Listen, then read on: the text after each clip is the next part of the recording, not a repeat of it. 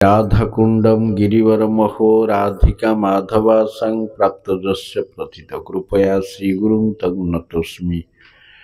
वंशाकल्पतरुभ्यश्च कृपा सिन्धुभ्येव च पतितानां पावनेभ्यो वैष्णवेभ्यो नमो नमः। नानशास्त्रविचारणैकनिपुणौ सद्धर्मसंस्थापकौ लोकानां हितकारिणौ त्रिभुवनमन्यौ शरण्याकरौ राधाकृष्णपदारविन्द भजनानन्देन मत्तालिकौ वन्दे रूपसनातनौ रघुजुगौ श्रीजीव गोपालकौ श्रीचैतन्यमनोभीष्टं स्थापितं येन भूतले स्वयं रूप कदा मह्यं ददाति स्वपदान्तिकम् अजानुलम्बितभुजौ कनकावदातौ सङ्कीर्तनैकपितरौ कमलायताख्यौ विश्वम्भरौ द्विजवरौ जुगधर्मपालौ वन्दे जगत्प्रियकरौ करुणावतारौ आगमनिगमसारौ सृष्टिसंहारकारौ वैष्णवकिशोरौ नित्यवृन्दावनस्थौ समनभयविनाशौ पापनिस्तारयन्तौ भगवती मनरे राधिका कृष्णचन्द्रौ जगदानन्दकन्दाय प्रणतार्तिहराय च नीलाचलनिवासाय जगन्नाथाय ते नमः। नमस्ते नरसिंहाय प्रह्लादलाददायिने हिरण्यकशिपुर्वक्ष शिलाटङ्कनखाणये तमाधिदेवं करुणानिधानं तमालवर्णं सहितावतारम् अपार संसार समुद्र सेतुं भजामहे भागवत स्वरूपम् वृन्दायै तुलसीदेव्यै प्रियायै केशवस्य च कृष्णभक्तिप्रदेवी सत्यवत्यै नमो नमः। नारायणं नमस्कृत्य नरं चैव नरोत्तमं देवीं सरस्वतीं व्यासो ततो जयमुदीरयेत्। जय श्री कृष्ण चैतन्य प्रभु नित्यानंद श्री अद्वैत गदाधर शिवासादि गौरभक्त वृंद। हरे कृष्ण कृष्ण कृष्ण हरे हरे, हरे राम राम राम हरे हरे। सर्वादौ मध्य गुरुपाद पद्म नित्यला प्रविष्ट ओं विष्णुपाद अष्टोत्तर शतशी श्रीमत् भक्ति वैभव पुरी गोसाई महाराज अशोक चरण कमल अनंत आजदंड प्रणति पूर्वक तद्य हेतुकी कृपा कामना करछि। गुरु भ्राता वृंद, वैष्णव वृंद, सज्जन मंडली और मातृमंडली समस्त कथा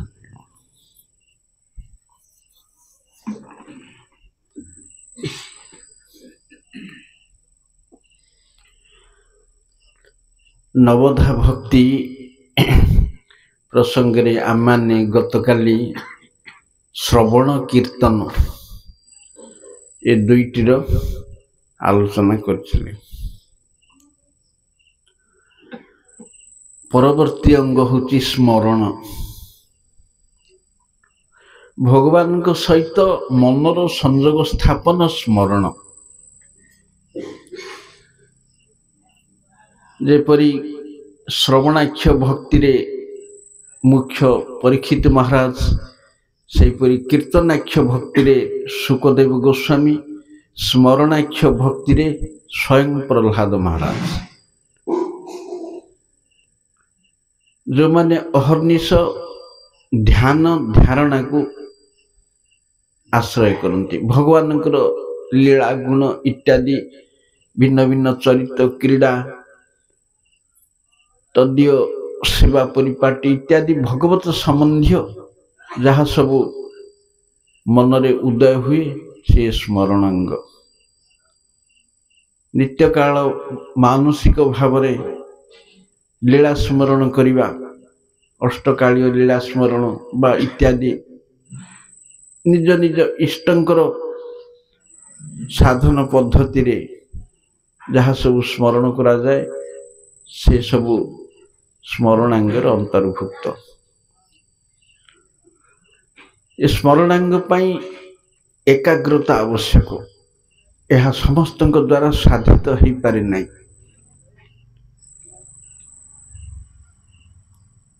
जो माने अत्यंत विश्वासक्त तांक पक्षरे स्मरणांग साधनटा किंचित क्लेशकर हो पारे। ଆଉ यार विशेष किसी वर्णना नहीं। तापरे अर्चन नवधा भक्ति रे अर्चनांगर मुख्य भूमिका रही। अर्चन है विग्रहर सेवा। भगवान दी रूप प्रकाश पाती स्वरूप विग्रह से निजक 5 प्रकार विस्तार करते पर व्यूह वैभव अंतर्यामी अर्चा। ये 5टी 3टी नित्य जगत 2टी जड़ जगत। पर तत्व पर कहले स्वयं से निजे परम तत्व स्वयं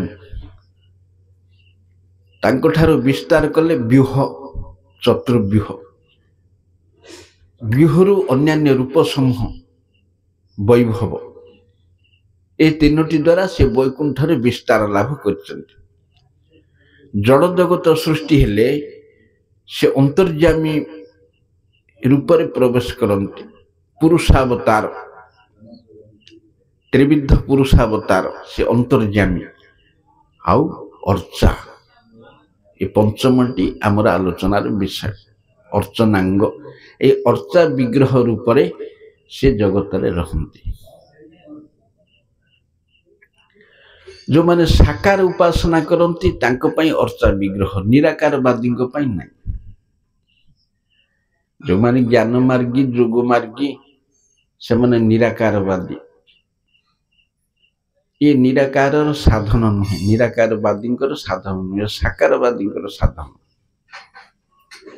ए अर्चन विग्रह 8 प्रकार भगवान उद्धव को 11 स्कंदे कहते अर्चनाक्ष प्रतिमा 8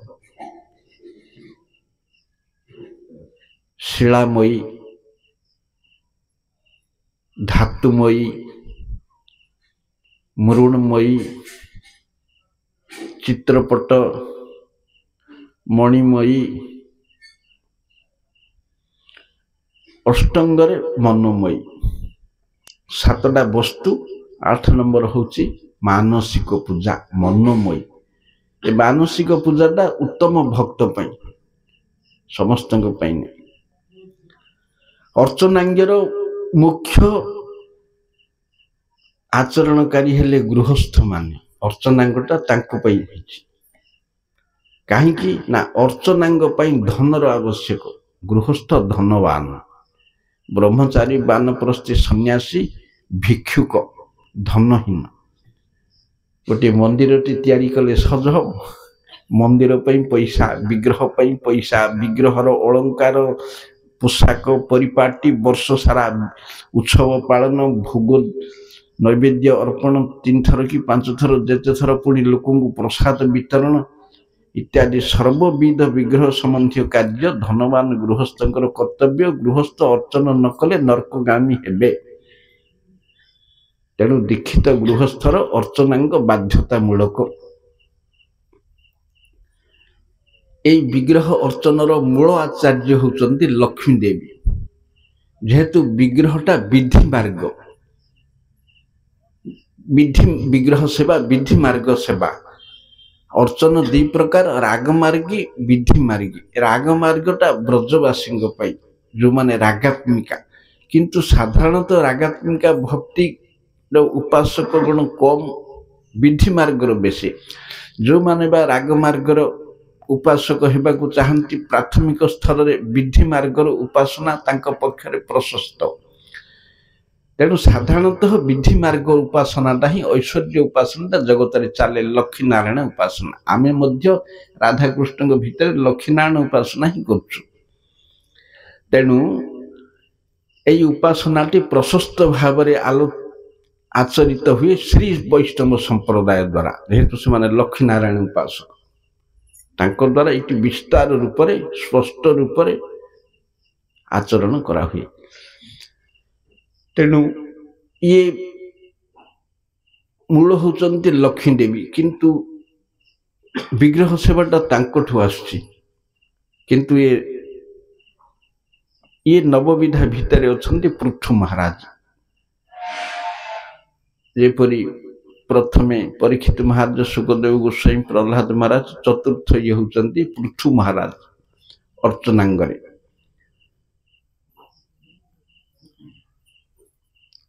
ये अर्चन दुई प्रकार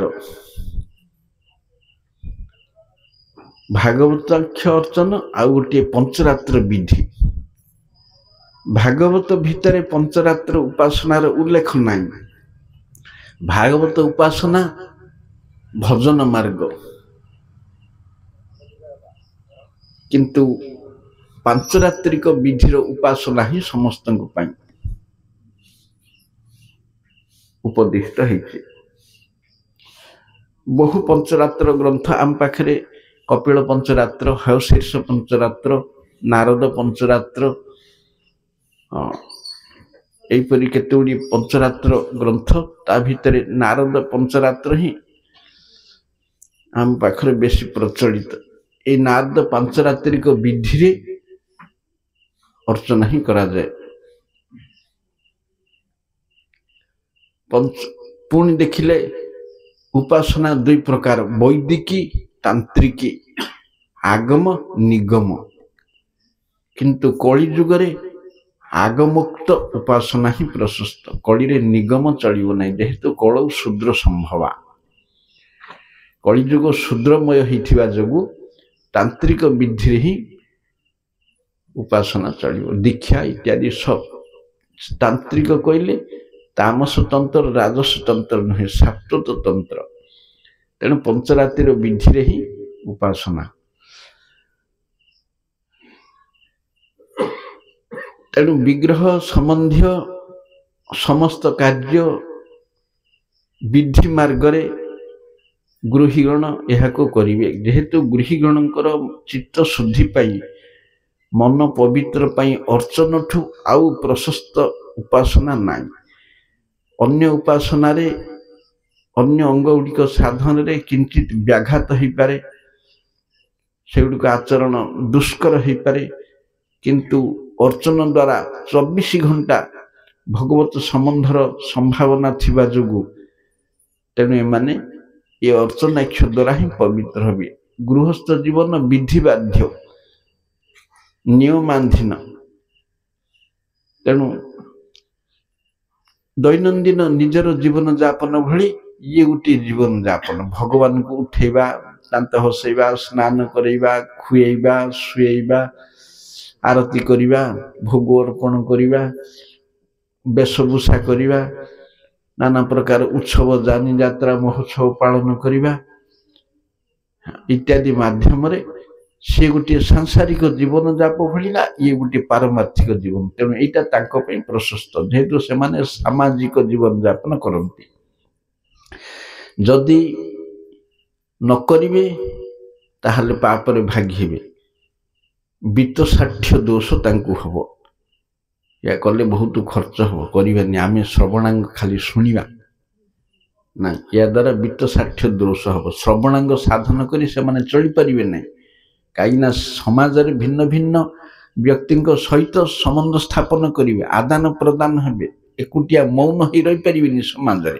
ताहले छाड़िया को पड़ियो वानप्रस्थी की सन्यासी होबा को हबो जेहेतु समाज रे सामाजिक जीवगण सहित संबंध अच्छी तेणु ए पवित्र अपवित्र शुद्ध अशुद्धर संभावना अच्छी तेणु ताहा अर्चनांग द्वारा ही शुद्ध हम जदि निजर साध्य अनुसार साधक निजर उपार्जन अनुसार अर्चन करिवे जदि से कृपणता अवलंबन करिवे ताहले तांको वित्त साक्ष्य दोष लागिवो पारमार्थिक जेकोसी कार्य भगवान हो दान धर्म हो भोजी भात हो जो कौन पारमार्थिक उत्सव रे खर्चटा निजर इच्छा अनुसार कले हेनी निजर शक्ति अनुसार करिया हम मु 10 टंका खर्च कर पारि 9 टंका करदवा नाई पचारे कौन एति कल तमें तो पैसा अच्छी कौन भाई आम शक्ति अनुसार कल तुंडे कहीदेले हेनी शक्ति केते ऊपर वाला जानछि ऊपर वाला जानछि शक्ति आर केते जेहेतु से फलदाता ଆଉ କେହି ଫଳଦାତା ନାହିଁ, ଫଳଦାତାକୁ ଠକି ପାରିବନି। ତେଣୁ ମୁଁ 10 ଯାଇ ଖର୍ଚ୍ଚ କରିପାରିବି, 10 ଆଉ 1 ଅଣା ମୁଁ ଆଉ କରିପାରିବିନି, ମ୍ୟାକ୍ସିମମ୍ ମୁଁ ଏତିକି। ତେଣୁ ଏତିକି ଦେଇକିରି ମୁଁ ଖର୍ଚ୍ଚ କରିବି, ଚଳିବି, ନହେଲେ ବିତ୍ତ ଷାଠିୟ ଦୋଷ ଲାଗିବ। ତେଣୁ ପାରୁ ପର୍ଯ୍ୟନ୍ତ ନିଜର ଶକ୍ତି ଦେଇ କରିବେ। ଦେଖ ବାସୁଦେବ ଦତ୍ତ କଥା ମହାପ୍ରଭୁ ପ୍ରଶଂସା କଲେ। ଭକ୍ତମାନଙ୍କୁ ବିଦାୟ ଦେଲା ବେଳେ ପ୍ରତି ଭକ୍ତଙ୍କର ଗୁଣଗ୍ରାମ ସବୁ ଗାନ କରି କରି ବାହୁନି ବାହୁନି କାନ୍ଦି କାନ୍ଦି ବିଦାୟ ଦେଉଛନ୍ତି। ଶିବାନନ୍ଦ ସେନଙ୍କୁ କହିଲେ ତୁମେ ବାସୁଦେବ ଦତ୍ତର ସରଖେଳ ହବ ଆକାଉଣ୍ଟାଣ୍ଟ। ଇଏ ଯେତେ ଉପାର୍ଜନ କରୁଛି 100କେ 100 ଖର୍ଚ୍ଚ କରିଦେଉଛି, ୟାର ଘର କେମିତି ଚଳିବ? ଗୃହସ୍ଥ ହଇଏ ଇହ ଚାହିଏ ସଞ୍ଚୟ ନା କହିଲେ କୁଟୁମ୍ବ ଭରଣ ନା ହୟ। ଶ୍ରୀଧର ଠାକୁର ପରିବା ବିକିବା ଲୋକ, କଦଳୀ ମଞ୍ଜା, କଦଳୀ ପଟୁ ବିକିବା ଲୋକ ଟଙ୍କାକର 8 ଆଣା ଗଙ୍ଗା ପୂଜାରେ ଖର୍ଚ୍ଚ କରନ୍ତି। ଏତେ ଦରିଦ୍ର ସତ୍ତ୍ୱେ ସେମାନେ ବିତ୍ତ ଷାଠିୟ କରନ୍ତି ନାହିଁ।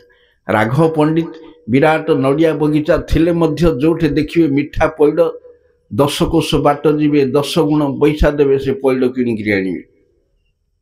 ଯୋଉଠି ଯାହା ଭଲ ଜିନିଷ ଦେଖନ୍ତି ସେଇଠିକି ଯିବେ, କୃଷ୍ଣଙ୍କ ପାଇଁ ଆଣିବେ। ନିଜ ପାଖରେ ଥିଲେ ମଧ୍ୟ, ଏତେ ବଡ଼ ନଡ଼ିଆ ବଗିଚା ଥିଲେ ବି ଯାଇକିରି ଆଣିବେ। କାହିଁକି? ଭଗବାନଙ୍କୁ ମୁଁ ସବୁଠୁ ଭଲ ଜିନିଷ ଦେବି, ସାଧ୍ୟ ମତେ, ଶକ୍ତି ମତେ ଦେବାକୁ ହବ। ନିଜ ଇଚ୍ଛା ଅନୁସାରେ ଯଦି କୃପଣତା ଅବଲମ୍ବନ କରିବ ତାହେଲେ ପରଲୋକ ଅନ୍ଧକାର। ତେଣୁ ଏହିପରି ଗୃହସ୍ଥ ମୁକ୍ତ ହସ୍ତରେ ଅର୍ଚ୍ଚନାଙ୍ଗ କରିବେ। ଆଉ ଗୋଟେ କ'ଣ, ବାମଣ ରଖି ପୂଜାରୀ ରଖି କାମ ହବ ନାହିଁ। କିଏ ରଖେ ନା, 1 ଆଳସ୍ୟ, ଦ୍ୱିତୀୟରେ ବିଶ୍ୱାସକ୍ତି। ମୋର ଘର କାମ ଅଛି, ଏକାଉଣ୍ଟ ଅଛି, ଅଫିସକୁ ଯିବି, ବିଜନେସ୍ ଅଛି, ଅମୁକ ଅଛି, ସମୁକ ଅଛି, ସମୟ ହଉନି। ୟାକୁ କୁହାଯାଏ ବିଶ୍ୱାସ ଶକ୍ତି। ଯଦି ବିଶ୍ୱାସ ଶକ୍ତି ନାହିଁ, ରାତି 3ଟାରୁ ଉଠେ, ଅମୁକ କରେ, ସମୟ କରେ, ହାଲିଆ ଲାଗୁଛି, ବିଜାର, 10,000 ନେ ପୂଜାରୀ ରଖେ, ତାର ସେ କରୁ, କାମ ଚଳୁ। ଆଳସ୍ୟ, ବିଶ୍ୱାସ ଶକ୍ତି ଦୁଇଟି ପୂଜାରୀ ରଖିବାକୁ ବାଧ୍ୟ କରେ। ତା ଫଳରେ ଏହାକୁ କୁହାଯାଏ ନିକୃଷ୍ଟ ସେବା। ପୂଜାରୀର ପାପ, ଯେହେତୁ ହରିସେବା କରି ପଇସା ଇନକମ୍ କରିବା, ହରିସେବା କରି ପଇସା ନିଆଯାଏ ନାହିଁ, ନିଆହେଲେ ତାର ଆଉ ସିଏ ହରିସେବା ହେବନି। ଆଜିକାଲି ଆମେ ସବୁଠି ମଠ ମନ୍ଦିରରେ ଦେଖୁ, ସବୁ ପେମେଣ୍ଟରେ ପୂଜାରୀ, ସବୁ ପୂଜା କରିବାକୁ ଆଉ କାହାର ଇଚ୍ଛା ନାହିଁ। କିଏ ବାନ୍ଧିକିରି 24 ଘଣ୍ଟା ମନ୍ଦିରରେ ରହୁଛି, ମନ ଉଡୁଛି ବୁଲିବାକୁ, ମନ୍ଦିର ଛାଡ଼ି କୁଆଡ଼େ ଯାଇପାରିବନି। ଅଦୀକ୍ଷିତ ତ ପୂଜାରୀ ହେଇପାରିବନି ବିଷ୍ଣୁ ମନ୍ଦିରରେ।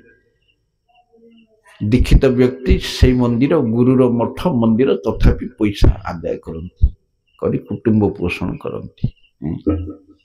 ଇଏ କି ସେବା ହବ? ଯଦି ବା ଅଦୀକ୍ଷିତ ଗାଁ ଗଣ୍ଡାରେ ବ୍ରାହ୍ମଣ ରଖିଲ, ସିଏ ପୂଜା ହବନି।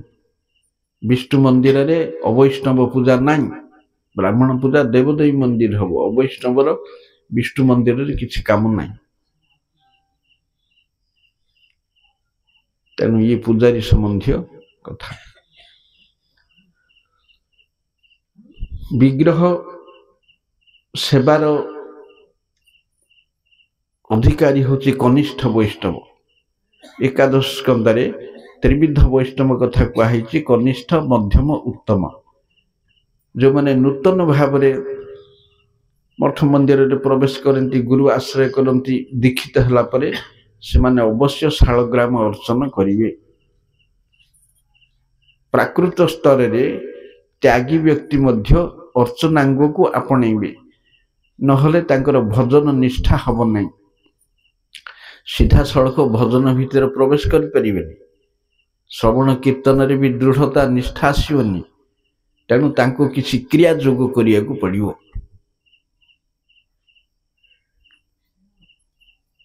କ୍ରିୟା କରିବାକୁ ପଡ଼ିବ। ତେଣୁ ପ୍ରାକୃତ ଭକ୍ତ ପାଇଁ ବିଗ୍ରହ ଅର୍ଚ୍ଚନା। ସେ ବିଗ୍ରହ ଛଡ଼ା ଆଉ କିଛି ଜାଣିନି, ସାଧୁର ମହିମା ଜାଣିନି, ଶାସ୍ତ୍ରର ମହିମା ଜାଣିନି, ତତ୍ତ୍ୱ ସିଦ୍ଧାନ୍ତ ନାହିଁ ତାର, କିନ୍ତୁ ସେ ବିଗ୍ରହ ସହିତ ଆକୃଷ୍ଟ ହେଇ ସେଥିରେ ସେ ଆନନ୍ଦ ପାଇବ।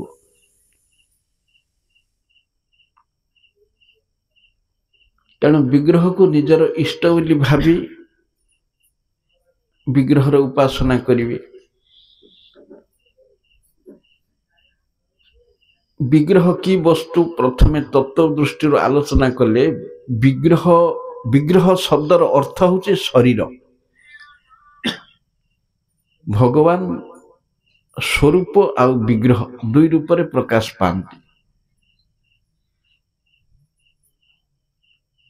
निराकारवादी कहे एडाक पत्थर पूजा मार्बल फोटो एगुड़ाक जड़ वस्तु उपासना करी केबे चिन्मय वस्तु पाई हुए हवनी। निराकारवादी निराकार साधना करे जार आकार नहीं ताकू की साधना करिवो की चिंता करिवो। चिंता करिया हेले गोटे बिंदुटे भी दरकार किछि तो नहीं। निराकार कागु चिंता करुचे। साकारवादी निराकारवादी की एपरि आक्षेप करे, निराकारवादी साकारवादी की एपरि आक्षेप करे। उभय एमती कादु फोपड़ा फोपड़ी होती। आम देखा अर्चा विग्रहर प्रामाणिकता केते वास्तव में अर्चा विग्रहटा कौन तुमको किए जदि हेती कहीदेव एटा काठ पथर कौन पूजा कर कि निराकार कले तुम उठी पड़े कहीं तुम सिद्धांत दृढ़ होनी परिपक्व ना शास्त्र ज्ञान रे। विग्रहटा की वस्तु विग्रह थियोरिटिकली प्रैक्टिकली दी प्रकार देखिले बहुत तत्व अच्छे। मठ मंदिर मठ आ मंदिर मठ मंदिर आवश्यकता कौन ये ऊपर बहुत आम आलोचना हुए जिते मंदिर गुड़ाकर वार्षिक उत्सव हुए। मठ मंदिर वार्षिक उत्सव विग्रह प्रतिष्ठार से टॉपिक रखा है मठ मंदिर आवश्यकता।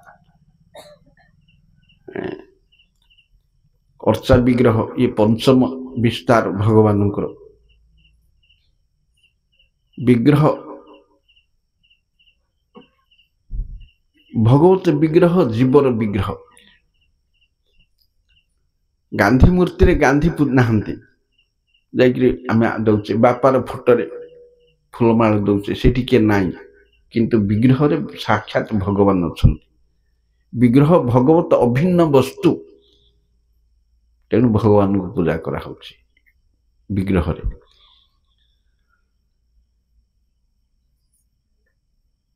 विग्रह जिते स्थापन हुए विग्रह दुई प्रकार गोटे स्वयं आउ गोटे भक्त द्वारा आविर्भूत होती। भारत वर्ष अनेक स्वयं प्रकटित विग्रह अच्छा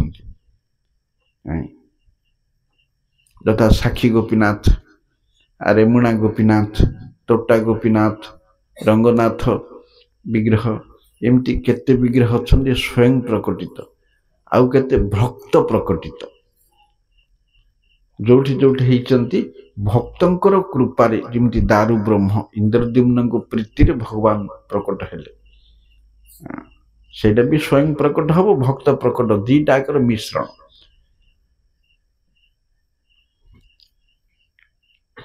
भक्त प्रकट न करैले भगवान प्रकटित हुअंती नहीं।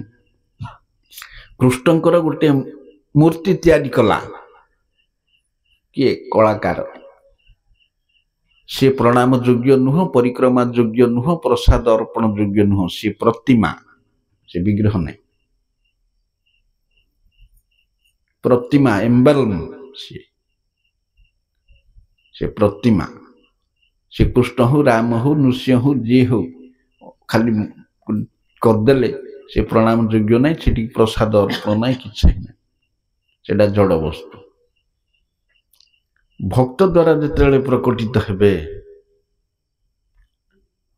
राधाराणी हृदय भितर कृष्ण विग्रह काढ़ी श्यामानंद गोस्वामी की देले। श्याम सुंदर वृंदावन अच्छा ये सबु विग्रह भितर सबु कृष्ण समान कि उत्कृष्ट। रघुनाथ दास गोस्वामी कृष्णदास कविराज गोस्वामी आजन्म राधाकुंड वासर प्रतिज्ञा को भंग कर श्याम सुंदर दर्शन करने को वृंदावन जाती हेतु राधाराणी हृदय निष्पन्न विग्रह। गोविंद गोपीनाथ आज गोसाई मान द्वारा प्रकटित यहीपरि विग्रह कलाकार तैयारी करदेला ब्राह्मण उपास प्राण प्रतिष्ठा कला से विग्रह नहीं विष्णु विग्रह हबनी भक्त प्रीति से प्रकटित होइथिबार अछि किंबा वैष्णव आचार्य प्राण प्रकटित करिवे ताहले विग्रहर नित्यता स्थापित हब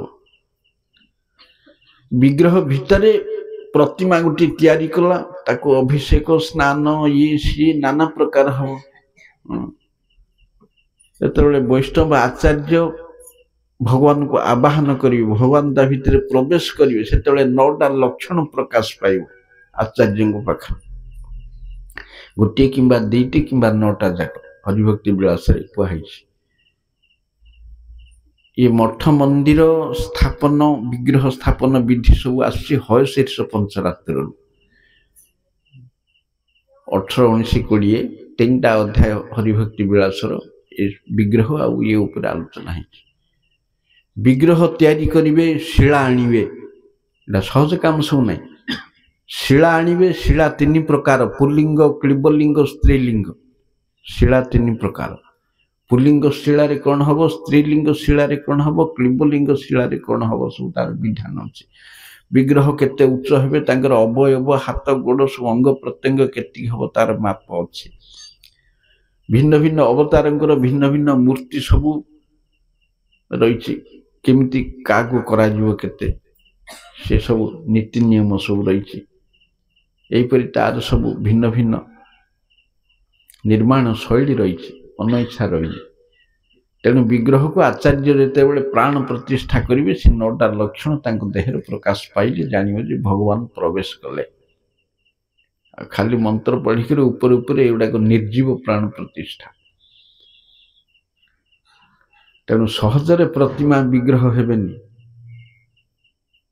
भगीरथंकर बापा गोसाई बापा पणी गोसाई बापा तपस्या कले गंगा प्रकट हेलेनी भगीरथ कले कहीं प्रकट हेले तांको प्रीति जेहेतु सी वैष्णव पूर्वपुरुष सब अवैष्णव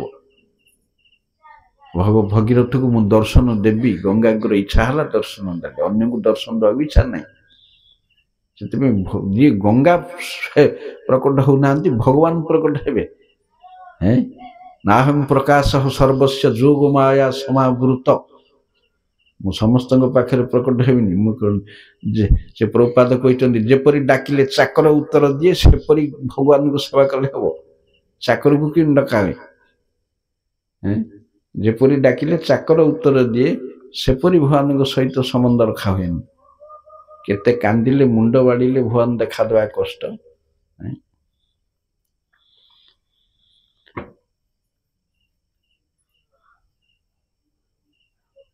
तेणु जो माने निराकार कहती निराकार ब्रह्म अवतार होकर आसुचंती रामकृष्ण इत्यादि रूप निराकारवादी मानकर ये तो नहीं ना ब्रह्मणो ही प्रतिष्ठा हम 14 अध्याय शेष श्लोक 27 श्लोक रे कहउछन ब्रह्मर मु आश्रय स्थल सब टीकाकार माने स्वीकार करछन वदन्ति तत्तत्व वितस्तत्वं जज्ञानम अद्वयं ब्रह्मेति परमात्मेति भगवानेति शब्दयते द्वितीय स्कंधरे प्रथम स्कंद द्वितीय अध्याय कहुई अद्वय सत्य को तत्वविद माने 3टी रूप से देखती ब्रह्म परमात्मा भगवान किए जुक्ति करें किए ब्रह्म कहला किए परमात्मा कहला किए भगवान कहला नहीं 3टा जाक एक अभिन्न हेले भी 3टा जाक उपासना करिवा व्यक्ति एक नुह धान चाउल भात धानटा कृषक पई बीज चाउलटा व्यवसाय पई पण्य द्रव्य भातटा बुभुक्षु पई आहार 3टार यूटिलाइज अलग किंतु भात पई धान चाउल भातटार जदि कार्य न थांता धान चाउल आवश्यक न थांता तेणु भगवान जदि न थांते ब्रह्म परमात्मा न थांते खाली धान को नहीं चलिबा चाउल को नहीं चलिबा आनंद नहीं भात को नहीं व्यवहार कले आनंद सेमती ब्रह्म ज्ञान परमात्मा ज्ञान अद्वय सत्य संबंध में अपूर्ण ज्ञान जार ब्रह्म ज्ञान होइछि से प्राथमिक स्तर रे अछि ता उपरकू गति कले परमात्मा, ता उपरकू गति कले भगवान, अंतिम गति हेले स्वयं भगवान। जेपरी बलदेव विद्याभूषण उदाहरण देइछन्ति सूर्य किरण, सूर्य मंडल, सूर्य तीनटा जाक एक अभिन्न, तीनटा एक अध्ययन गवेषणा करथिबा छात्र एक स्तर रे नाही। सेपरी ज्ञानी पई ब्रह्म, जोगी पई परमात्मा, भगवान को पई भक्त, भक्त पई भगवान। ज्ञानी चाहे निर्वाण, जोगी चाहे ईश्वर साजुज्य, ज्ञानी चाहे ब्रह्म साजुज्य, निर्वाण कहले ब्रह्म साजुज्य अंग कांति रे लीन हेबा, ईश्वर साजुज्य कहले अंग साजुज्य देह रे लीन हेबा। तापरे भगवान ये वैकुंठाधिपति, तापरे स्वयं भगवान गोलोकपति। तेणु ब्रह्म निराकार, जस्य प्रभा प्रभवतो जगदंड कोटि कोटि सशेष वसुधादि विभूति भिन्नम तत् ब्रह्म निष्कलम अनंत अशेष भूतम। ये होची ब्रह्म। भगवान को अंग कांति नित्य जगत रे विस्तार होकर विच्छुरित होकर रही, जहाँकर अंग प्रभा से होचन ब्रह्म। ता उपरकू परमात्मा, ये परमात्मा होचंती कृष्ण कहते मु एकांशेन स्थित जगत विभूति जोगरे शेष 41-42 मु एक अंश जगत को धारण करती, अर्थात परमात्मा रूप। भगवान आ परमात्मा भितर पार्थक्य कौन? रूप गोस्वामी, जीव गोस्वामी 6टा संदर्भ रु गोटे संदर्भ लिखिले भगवत संदर्भ, आ गोटे संदर्भ लिखिले परमात्मा संदर्भ। भगवत संदर्भ भगवान सबू रूप तत्व सिद्धांत सब गला, भगवत तत्व भितर सब पड़ेगा, आउ थे परमात्मा लेखाला कहीं। जेहेतु जड़ जगत रे भगवान अंश रूप रही जड़ माया सहित संस्पृक्त है, जो सब क्रिया करती लीला करती से परमात्मा पदवाच्य। परमात्मा शब्द नित्य धाम रे नहीं, नित्य धाम रे परमात्मा शब्द व्यवहृत हुए नहीं, नित्य धाम रे भगवत शब्द।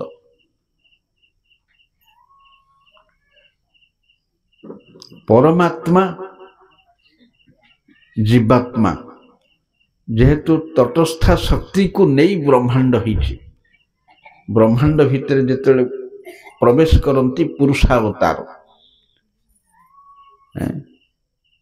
भगवान जगत सृष्टि निमित्त पुरुषावतार हेले ब्रह्मांड सृष्टि पे। भागवत 1 स्कंद 3 अध्याय 1 श्लोक रे कहउचंती जगृहे पौरुषं रूपं भगवान महदादिभिः संभूत 16 कलम आदौ लोक शुश्रूषया। जगृहे धारण कले पौरुष रूपं किए ना भगवान, भगवान पुरुषावतार धारण कले ग्रहण कले जगत सृष्टि पाई। ये पुरुषावतार किए? विष्णुस्तु त्रीणि रूपाणि पुरुषाख्यानि अथो विदु, एकं तु महत षष्ठं, द्वितीयं तु अंड संस्थितं, तृतीयं सर्वभूतस्थं त्यानि ज्ञात्वा विमुच्यते। ये 3टा विष्णु रूप होची पुरुषावतार, अंतर्यामी, परमात्मा। एमानकर जड़ जगत को लेकर स्वतंत्र लीला रही, से अलग संदर्भ लेखाला परमात्मा संदर्भ। जीव सहित आंकर संबंध कौन, जीवर भूमिका रे आंकर कार्य कौन, आंकर एक्स्ट्रा ड्यूटी अच्छी जगत पाई। नित्य धाम रे सब रूप मान अपेक्षा ये 3 रूपर एक्स्ट्रा ड्यूटी अच्छी, से माने परमात्मा। प्रथमे जहाँ कहते जगृहे पौरुषं रूपम, सी भूमा पुरुष जी 10टा पिला आनी ब्राह्मण पिला, कारणद गोसाई विष्णु। ये कारणद गोसाई विष्णु को ठारू जीव जगत सृष्टि होती तटस्था शक्ति। ये जीवंकर मूल आउ माया को ईक्षण करती, 2टा काम आंकर। यांक शरीर रु ब्रह्मांड निष्पन्न हुए।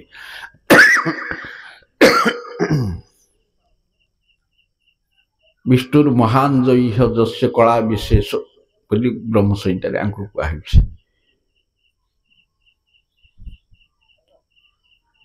ये महाविष्णु वैकुंठर संकर्षणकर अंश, तेणु ये संकर्षणाख्य विष्णु। यांकठारु शिवलिंग सृष्टि, यांकर जेतले ईक्षण शक्ति जाए जड़ माया पाखकू स ऐक्षतः ऐतरीय उपनिषद कहुच्छे। से ईक्षण शक्ति रे तेज रे जीवात्मा सब सृष्टि होती, प्रकृति भितर निषिक्त होती। से ईक्षण एक प्रतिफलन हुई कारण सागर रे तेजमय लिंग सृष्टि हुए। तेणु शिवंकर आराध्य होचंदी संकर्षण। पंचम स्कंदरे कहुई इलावृत वर्ष पार्वती आदि नबार बुद सेविका नहीं शिव संकर्षण उपासना करती, तांकर हृदय परमात्मा संकर्षण। तेणु ये संकर्षण ठारू लिंग सृष्टि, माया ठारे ईक्षण कर्ता ये प्रथम पुरुषावतार। अनंत कोटि ब्रह्मांड सृष्टि हुआ पर ब्रह्मांड गुड़िक जो निष्क्रिय हेले द्वितीय रूप से सब ब्रह्मांड भितर प्रवेश कले, से गर्भोदक सागर रे वास कले। द्वितीय विष्णु ब्रह्मांकर पिता प्रति ब्रह्मांड रे से गोटे गोटे ब्रह्मा सृष्टि कले, करी करी से ब्रह्मांड को क्रियाशील कराइले। ब्रह्मा प्रति ब्रह्मांडर निम्नार्धरे द्वितीय विष्णुंकर आश्रय स्थल, ऊपर अधारे 14 भुवन सृष्टि हैला। से भितर भूलोकर क्षीर सागर रे तृतीय विष्णुंकर स्थान। ए द्वितीय विष्णुंक ठारू रजगुण रे ब्रह्मा, तम गुण रे शिव एवं सत्व गुण रे से निजे विष्णु हेले। से तृतीय विष्णु जीव हृदय परमात्मा आउ पालन करता। ए दीटा ड्यूटी द्वितीय विष्णुंकर, ए तृतीय विष्णुंकर। द्वितीय विष्णु ब्रह्मांकर स्रष्टा, ये होचंती विराट रूप। पुरुष सूक्त मंत्र रे यांकु वंदना कराइछि। सहस्राक्ष सहस्रपाद ये द्वितीय विष्णु। ये तीनटा रोचंती अंतर्यामी। तापरे अर्चा, अर्चा रूप विग्रह। तेणु निराकार बोली कोठे किछि ना, सब साकारमय। से साकार रूप को ही वेद निराकार कहते। जार भौतिक आकार नाई से निराकार। भौतिक आकार शून्य। आमे आकार कहले पंचभूतर वस्तु को जानू।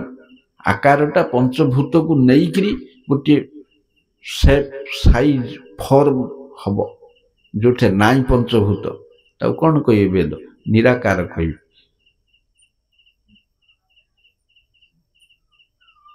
जो माने ज्ञान मार्गी निराकारवादी कहती, वेदरे तो सबुठ अंग प्रत्यंगर कथा अच्छी। निराकार पाखरु ए साकार जगत केंद्र सृष्टि हैला। धनहीन भिक्षुक कहे मु दाता। भिक्षुक के दाता हब। निराकार एत साकार 5 मिनट चिंता करियो जगत केते वैचित्र्यपूर्ण। केते प्रकार फूल अच्छी, रंग अच्छी, बास अच्छी, केते प्रकार धातु अच्छी, केते ऋतु चक्र ग्रह नक्षत्र कहीं केते वैचित्र्य वैभव रे जगत भरपूर। आ सी जिते शून्य एवडा सी को सृष्टि कला। प्रथम विचार लॉजिक जीवा। लॉजिक रे गोटे अच्छी कॉज इफेक्ट थ्योरी। कार्य कारणवाद। कार्यर बीज कारण रे रहे। गोटे कार्य ठंडा पवन है कौन है ना मेघ होची। मेघ होची बोली ठंडा पवन है। गरम पवन है कोठी निया जलुची पर्वत ऊपर किए निया लगेची। दुर्गंध है कौन गोटे पचा सड़ा जिनस जाउची। प्रति कार्यर बीज अच्छी कारण रे। मेघ उठेला वर्षा हबो। वर्षाटा कारण, मेघटा कारण, वर्षाटा कार्य। जगतटा जार कार्य, कारणटा केमिति हबो शून्य। कार्यटा केमिति हबो शून्य। अच्छा, जदि एइटा साकार सेइटा निराकार, ताहले वेदरे कांगी याको ओलटा वृक्ष बोली कहैछि। मूल वृक्ष अछि बोली ओलटा वृक्ष। मूल वृक्ष रे जहा अछि ओलटा वृक्ष रे सब अछि। ମୂଳ ବୃକ୍ଷରେ ଯେତେଟା ପତ୍ର, ଯେତେଟା ଫଳ, ଯେତେଟା ପକ୍ଷୀ, ଯାହା ଯୋଉ ପ୍ରକାର ସାଇଜ, ଯେତେଟା ଓହଳ, ଯେତେଟା ଡାଳ ପ୍ରତିଫଳିତ ବୃକ୍ଷରେ ରହିବାକୁ ବାଧ୍ୟ। ତେଣୁ ଯେହେତୁ ତାର ଓଲଟା ଛାୟା ହେଲା, ତେଣୁ ସବୁ ଏ ଜଗତରେ ଯାହା ଦେଖୁଛ ନିତ୍ୟ ଜଗତରେ ଅଛି, କିନ୍ତୁ ସେଇଠି ନିତ୍ୟ ଅବସ୍ଥାରେ ଅଛି, ଏଇଠି ଅନିତ୍ୟ ଜଡ଼ ନାଶଶୀଳ ଅବସ୍ଥାରେ ଅଛି। ତାର ପ୍ରତିଛବି ହେଉଛି ଏ ଜଗତ। ତେଣୁ ସେ ଜଗତରେ ସବୁ ଅଛି, ସାକାର ଅଛି, ସବୁ ଅଛି। ଭଗବାନଙ୍କୁ ଯଦି ନିରାକାର ନ କୁହାନ୍ତା, ଭଗବାନ ଆମ ସହିତ ସମାନ ହେଇଯାଆନ୍ତେ। ସେଥିପାଇଁ ଆମଠୁ ଅଲଗା କରାହେଇଛି। ତାଙ୍କର ପ୍ରାକୃତ ଇନ୍ଦ୍ରିୟ ନାହିଁ, ତେଣୁ ନିରାକାର। କିନ୍ତୁ ଅପ୍ରାକୃତ ଇନ୍ଦ୍ରିୟ ନାହିଁ ବୋଲି ତ ବେଦ କୋଉଠି ମାନି ନାହାନ୍ତି, ମନା କରିନାହାନ୍ତି। କେତୋଟି ଉଦାହରଣ ଦଉଛି। ବୃହଦାରଣ୍ୟକ ଉପନିଷଦରେ କୁହାଯାଇଛି, ଯାହାଙ୍କର ନିଶ୍ୱାସରୁ ବେଦ ସୃଷ୍ଟି। ଯସ୍ୟ ନିଶ୍ୱାସିତମ୍ ଋକ୍ ଶ୍ୟାମ ଅଥର୍ବ ଆଦି ଚତୁର୍ଦଶ ବିଦ୍ୟା ସୃଷ୍ଟି ହେଲା। ଯାହାର ନିଶ୍ୱାସ ବୋଲି କୁହାହେଲା, ନାକୁଟି ନଥିଲେ ନିଶ୍ୱାସ କୁଆଡୁ ଆଇବ? ଛାନ୍ଦୋଗ୍ୟରେ କୁହାଯାଇଛି କମଳ ଚକ୍ଷୁ। ଚକ୍ଷୁ ନଥିଲେ, ଶରୀର ନଥିଲେ ଚକ୍ଷୁଟା ଆଇବ କୁଆଡୁ? ପାଦ ପଦ୍ମରୁ ଗଙ୍ଗା ସୃଷ୍ଟି। ପାଦ ନଥିଲେ ଗଙ୍ଗା ଆଇବ କୁଆଡୁ? ବିଷ୍ଣୁପଦୀ ଗଙ୍ଗାର ନାଁ। ଏମିତି ସବୁ ଜାଗାରେ ଇନ୍ଦ୍ରିୟ ଅଙ୍ଗ ପ୍ରତ୍ୟଙ୍ଗର ବର୍ଣ୍ଣନା ମିଳେ। ସେ ଇନ୍ଦ୍ରିୟ ଅପ୍ରାକୃତ ହେତୁ ବେଦ ତାକୁ ନିରାକାର କହିଛନ୍ତି। ତେଣୁ ତାର ଅର୍ଥ ମଧ୍ୟ ବିଗ୍ରହ ସ୍ୱୀକୃତ। ଭଗବାନଙ୍କର ସାକାର ଯେତେବେଳେ ସ୍ୱୀକୃତ ହବ, ବିଗ୍ରହ ସେତେବେଳେ ସ୍ୱୀକୃତ ହବ। ତେଣୁ ଆହୁରି କେତେ ପ୍ରମାଣ ଅଛି, ବେଦାନ୍ତ ଭିତରକୁ ଗଲେ ବହୁତ ପ୍ରମାଣ ଅଛି। ଏ ଆଉ ସମୟ ନାହିଁ ସେତେ ବିଗ୍ରହ ତତ୍ତ୍ୱ ଆଲୋଚନା କରିବାକୁ। ଏସବୁ ଥିଓରିଟିକାଲି ବହୁତ ପ୍ରମାଣ ଅଛି। ପ୍ରାକ୍ଟିକାଲି ଦେଖିଲେ ତୋଟା ଗୋପୀନାଥ ମହାପ୍ରଭୁ ବାଲିରୁ ଆବିର୍ଭୂତ କରିଲେ, ବାଲି ଖୋଳୁଥିଲେ। ଗଦାଧର ପଣ୍ଡିତ ପଚାରିଲେ, ଏଗୁଡ଼ା କ'ଣ ପାଇଁ ପିଲାଙ୍କ ଭଳିଆ ବାଲି ଖେଳୁଛ, କ'ଣ ବାହାରିବ ସେଥିରୁ? ନା ଯାହା ବାହାରିବ ନବୁ। ହଁ ନେବି। ବିଗ୍ରହ ବାହାରିଲା, ନେ ପୂଜା କରେ। ସେ ବିଗ୍ରହ ଠିଆ ହେଇଥିଲେ। ସବୁ ବିଗ୍ରହ ତ୍ରିଭଙ୍ଗୀ ଠାଣି, ସିଏ ବି ତ୍ରିଭଙ୍ଗୀ ଠାଣିଥିଲେ। କିନ୍ତୁ ଗଦାଧର ପଣ୍ଡିତଙ୍କର ବାର୍ଦ୍ଧକ୍ୟ ଦଶାରେ ନଣ୍ଟା ଯେତେବେଳେ ନଇଗଲା, ଆଉ ଫୁଲମାଳ ଦେଇପାରିଲେନି, ଅର୍ଚ୍ଚନ ଚନ୍ଦନ ଲଗେଇ ପାରିଲେନି, ବୋଲେ ମୁଁ ଏଥର ବସି ପଡୁଛି, ଦେ ମତେ, ନେବି ମୁଁ। ତେଣୁ ପଦ୍ମାସନରେ ବସିଲେ। ପୃଥିବୀରେ କୋଉ ବିଗ୍ରହ, କୃଷ୍ଣ ବିଗ୍ରହ ଅଛି ପଦ୍ମାସନରେ ବସିକିରି? ଅଛି କୋଟେ? ସ୍ୱପ୍ନରେ ମଧ୍ୟ କୋଉ କୃଷ୍ଣ ବିଗ୍ରହ ତମେ ଦେଖିବନି ପଦ୍ମାସନରେ ବସିକିରି ଏ ପୂଜା ପାଉଛନ୍ତି। ଦୁଇପଟେ ତାଙ୍କର ଶକ୍ତି ଅଛନ୍ତି, ରାଧା ଲଳିତା ଠିଆ ହେଇକିରି, କିନ୍ତୁ ସେ ବସିଛନ୍ତି। ବସିକିରି ଏତିକି ଉଚ୍ଚ, ପଥରଟା କେମିତି ବସିଲା? ସାକ୍ଷୀ ଦେବାକୁ ଚାଲି ଚାଲି ଆସିଲେ। ଏଇଟା ତ ଜାଣିଛ ଷ୍ଟୋରି ଗଲା। ଦି ବ୍ରାହ୍ମଣ, ଇଏ କହିଲା କନ୍ୟାଦାନ, ସିଏ କହିଲା ତମ ଘରେ ମାନିବେନି, ମୁଁ ଗୋଟେ ଗରିବ ବ୍ରାହ୍ମଣ, ଜାତିରେ ଏକ ହେଲେ ମଧ୍ୟ ଆମର ସ୍ତର ଅଲଗା। ସେ କହିଲା ମୋ କନ୍ୟାକୁ ମୁଁ ଦେବି, କିଏ କିଛି କହିଲେ ଶୁଣିବିନି ମୁଁ। ଇଏ କହିଲା ତମେ ଶପଥ କର, ଶପଥ କଲେ ତମେ ଶପଥ ନହେଲେ ସାକ୍ଷୀ ଦବ ବୋଲି କହିକିରି ଗାଁକୁ ଆସିଲେ। ଇଏ ମନା କଲା, ହେଲାନି। ଆଉ ଥରେ ଗଲେ ଡାକିବ। ବିଗ୍ରହ କହିଲେ ପ୍ରତିମା କୋଉଠି ଚାଲୁଛି ବୋଲି କିଏ ବିଶ୍ୱାସ କରିବ? ମୁଁ ଚାଲି ଚାଲି ଯିବି? ସେ କହିଲେ ବିଗ୍ରହ ହେଇକି ଯଦି ଚାଲୁନ, ତାହେଲେ କଥା କେମିତି କହୁଛ? କଥା କେମିତି କହୁଛ? ତେଣୁ ପ୍ରତିମା ନହ ତୁମି ସାକ୍ଷାତ ବ୍ରଜେନ୍ଦ୍ର ନନ୍ଦନ, ବିପ୍ର ଲାଗି କର ତୁମି ଅକାର୍ଯ୍ୟ କରଣ। ତୁମେ ପ୍ରତିମା ନୁହଁ, ସାକ୍ଷାତ ବ୍ରଜେନ୍ଦ୍ର ନନ୍ଦନ, ନନ୍ଦପୁତ୍ର। ତେଣୁ ଏଇ ବିପ୍ର ଲାଗି ଏ କାମ କର। ହସିଲି। ହଉ ଯିବି। ଯାହା ଚତୁର୍ଭୁଜ ହେବି ନା, ତମେ ଆଲୋଚନା କର, ମୁଁ ସେଇଠି ଆବିର୍ଭୂତ ହେବି। ନାଇଁ ନାଇଁ, ଚତୁର୍ଭୁଜ ହେଲେ ଆଉ ଚଳିବନି, ଯୋଉଠି ଅଛ ଯେମିତି ଅଛ ସେମିତି ଆସ ବୋଲି ଲୋକ ଜାଣିବେ। ବୃନ୍ଦାବନରୁ ଆଇଲେ, ଆଉ କି ବିଗ୍ରହ ହବ କଣ ହବ ବୋଲି ସେଇଠି ପ୍ରକଟ ହେଇଯିବ। ସିଏ ଆସିଲା ବୋଲି ଜାଣିବେ କେମିତି? ନା ହଉ ଚାଲି, ଝୁମ୍ ଝୁମ୍ ଝୁମ୍ ଝୁମ୍ ହେଇକିରି ନୂପୁର ଧ୍ୱନିରେ ଚାଲି ଚାଲି ରାୟ ଦେଲେ। କେମିତି ଦେଲେ? ଭକ୍ତ ପାଇଁ ଚାଲିଲେ। ତମେ ଡାକିଲେ ଶୁଣିବେନି କି କହ ବୋଲି କହିବେନି। ନିରାକାରବାଦୀ କହୁଛନ୍ତି, କାହିଁ ସେ ତ କିଛି କହୁନାହାନ୍ତି, ଜାଣୁନାହାନ୍ତି, ଖାଉନାହାନ୍ତି, ନଉନାହାନ୍ତି, ତମେ କିଏ ତାଙ୍କୁ କହିବାକୁ? ତମର ବାଧ୍ୟ ବାଧକତା ପାଳନ କରିବାକୁ ସିଏ ବାଧ୍ୟ ନୁହଁ। ଭକ୍ତ ଦ୍ୱାରା ସେ କ୍ରିୟାଶୀଳ ହୁଅନ୍ତି। ଆଚ୍ଛା, ଏହିପରି କେତେ ବିଗ୍ରହ ଅଛନ୍ତି। ବିଗ୍ରହ ସମ୍ବନ୍ଧୀୟ ବହୁତ କାର୍ଯ୍ୟ ରହିଛି। ଉଦାହରଣ ଦେଲେ ବହୁତ ସମୟ ଲାଗିବ। କେତେ ବିଗ୍ରହ ସହିତ ଭଗବାନଙ୍କର କେମିତି ଭାବର ଆଦାନ ପ୍ରଦାନ। ସନାତନ ଗୋସ୍ୱାମୀ କି ତାଙ୍କ ବିଗ୍ରହ ମାଗୁଥିଲେ, ସିଏ ତ ବୈରାଗୀ ଲୋକ, ଯାହା ଯେତିକି ଆଣିଲେ ସୁଖା ରୁଖା ଦେଲେ। ଏ ଅମୁକ ଦେ, ସ୍ୱାଦ ଲାଗୁନି, ସବୁ ଲୁଣ ଟିକେ ଦେ। ସିଏ କହିଲେ ଆଜି ଲୁଣ ମାଗିବ, କାଲି ତେଲ ମାଗିବ, ପରଦିନ ମସଲା ମାଗିବ, ମୁଁ କୋଉଠୁ ଆଣିକି ଦେବି? ସେତିକି ଖାଇଲେ ଖା ନହେଲେ। ବଂଶୀ ବଦ୍ରାନନ୍ଦ ଠାକୁର କୃଷ୍ଣଙ୍କୁ ଚଲେଇ ଚଲେଇ ଆଣିଥିଲେ। କୃଷ୍ଣ ଗଙ୍ଗାରେ ଗାଧଉଥିଲେ, ଯମୁନାରେ ଯାଉଥିଲେ। ସେମିତି ଭକ୍ତ ବଶୀକୃତ, ଭକ୍ତି ବଶ, ଭକ୍ତ ଆଜ୍ଞାକାରୀ। ବିଗ୍ରହ ଭଗବାନ ଯୋଉଠି ସେଠି କ୍ରିୟା କରିବେନି, ଭକ୍ତ ପାଇଁ କରିବେ। ଭକ୍ତକୁ ସ୍ୱପ୍ନରେ ଦେଖାଦେବେ, ସ୍ୱପ୍ନରେ ସଂଶୋଧନ କରନ୍ତି। ହୃଦୟ ଭିତରୁ କେତେ ଲୋକ କେତେ ପାପ ନ କରନ୍ତି। ପୁଣ୍ଡରିକ ବିଦ୍ୟାନିଧିକି ଚାପୁଡ଼ା ମାରି ଶିକ୍ଷା ଦେଲେ।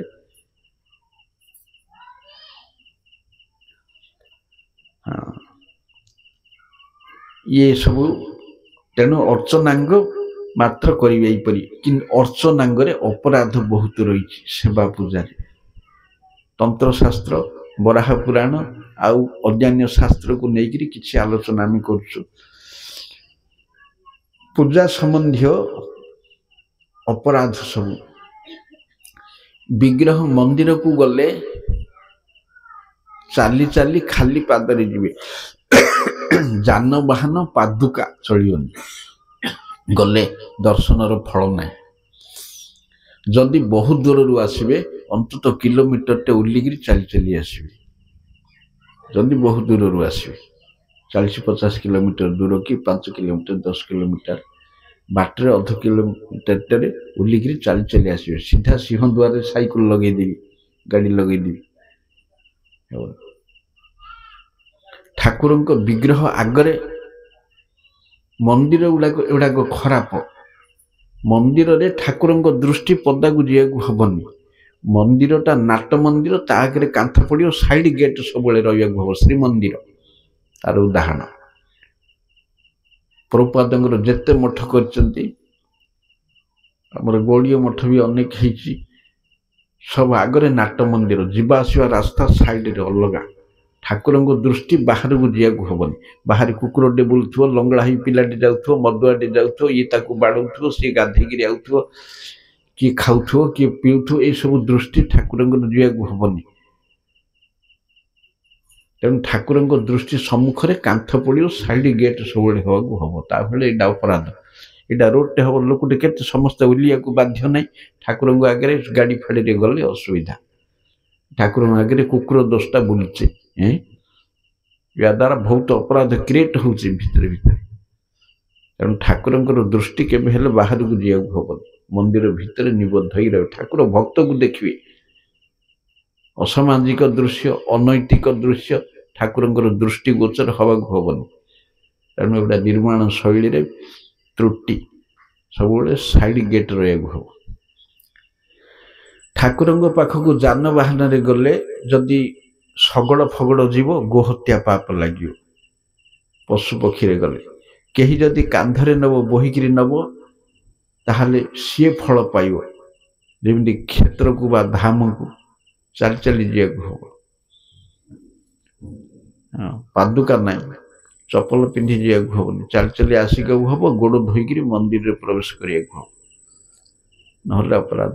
ଠାକୁରଙ୍କୁ ଦର୍ଶନ କରି ପରିକ୍ରମା କରିବେ ମିନିମମ୍ 3 ଥର କିମ୍ବା 4 ଥର। ବିଷ୍ଣୁ ବିଗ୍ରହକୁ ଠାକୁରଙ୍କୁ ଦକ୍ଷିଣ ପଟେ ରଖି ପରିକ୍ରମା କରିବେ। ଦର୍ଶନ କରି ପରିକ୍ରମା ନ କଲେ ଦର୍ଶନର ଫଳ ନାହିଁ।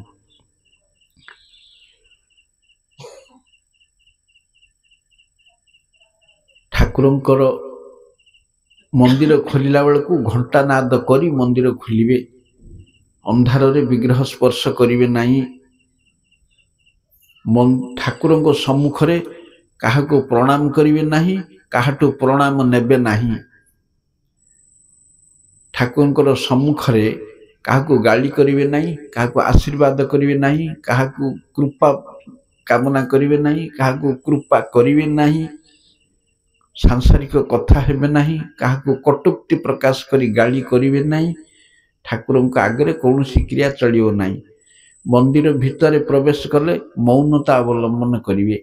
ଠାକୁରଙ୍କର ଅର୍ଚ୍ଚନା କାଳରେ ମୌନ ରହିବେ। ଠାକୁରଙ୍କୁ ନିଷିଦ୍ଧ ପୁଷ୍ପରେ ପୂଜା କରିବେ ନାହିଁ। ଠାକୁରଙ୍କ ସମ୍ବନ୍ଧୀୟ ଯାହା କିଛି କାର୍ଯ୍ୟ ନିୟମ ଅନୁସାରେ ଉପଚାରରେ କରିବେ। ଅବୈଷ୍ଣବ ଦ୍ୱାରା ରୋଷେଇ କରି ଠାକୁରଙ୍କୁ ଅର୍ପଣ କରିବେ ନାହିଁ। ଅବୈଷ୍ଣବର ଅନ୍ନ ଖାଇବେ ନାହିଁ।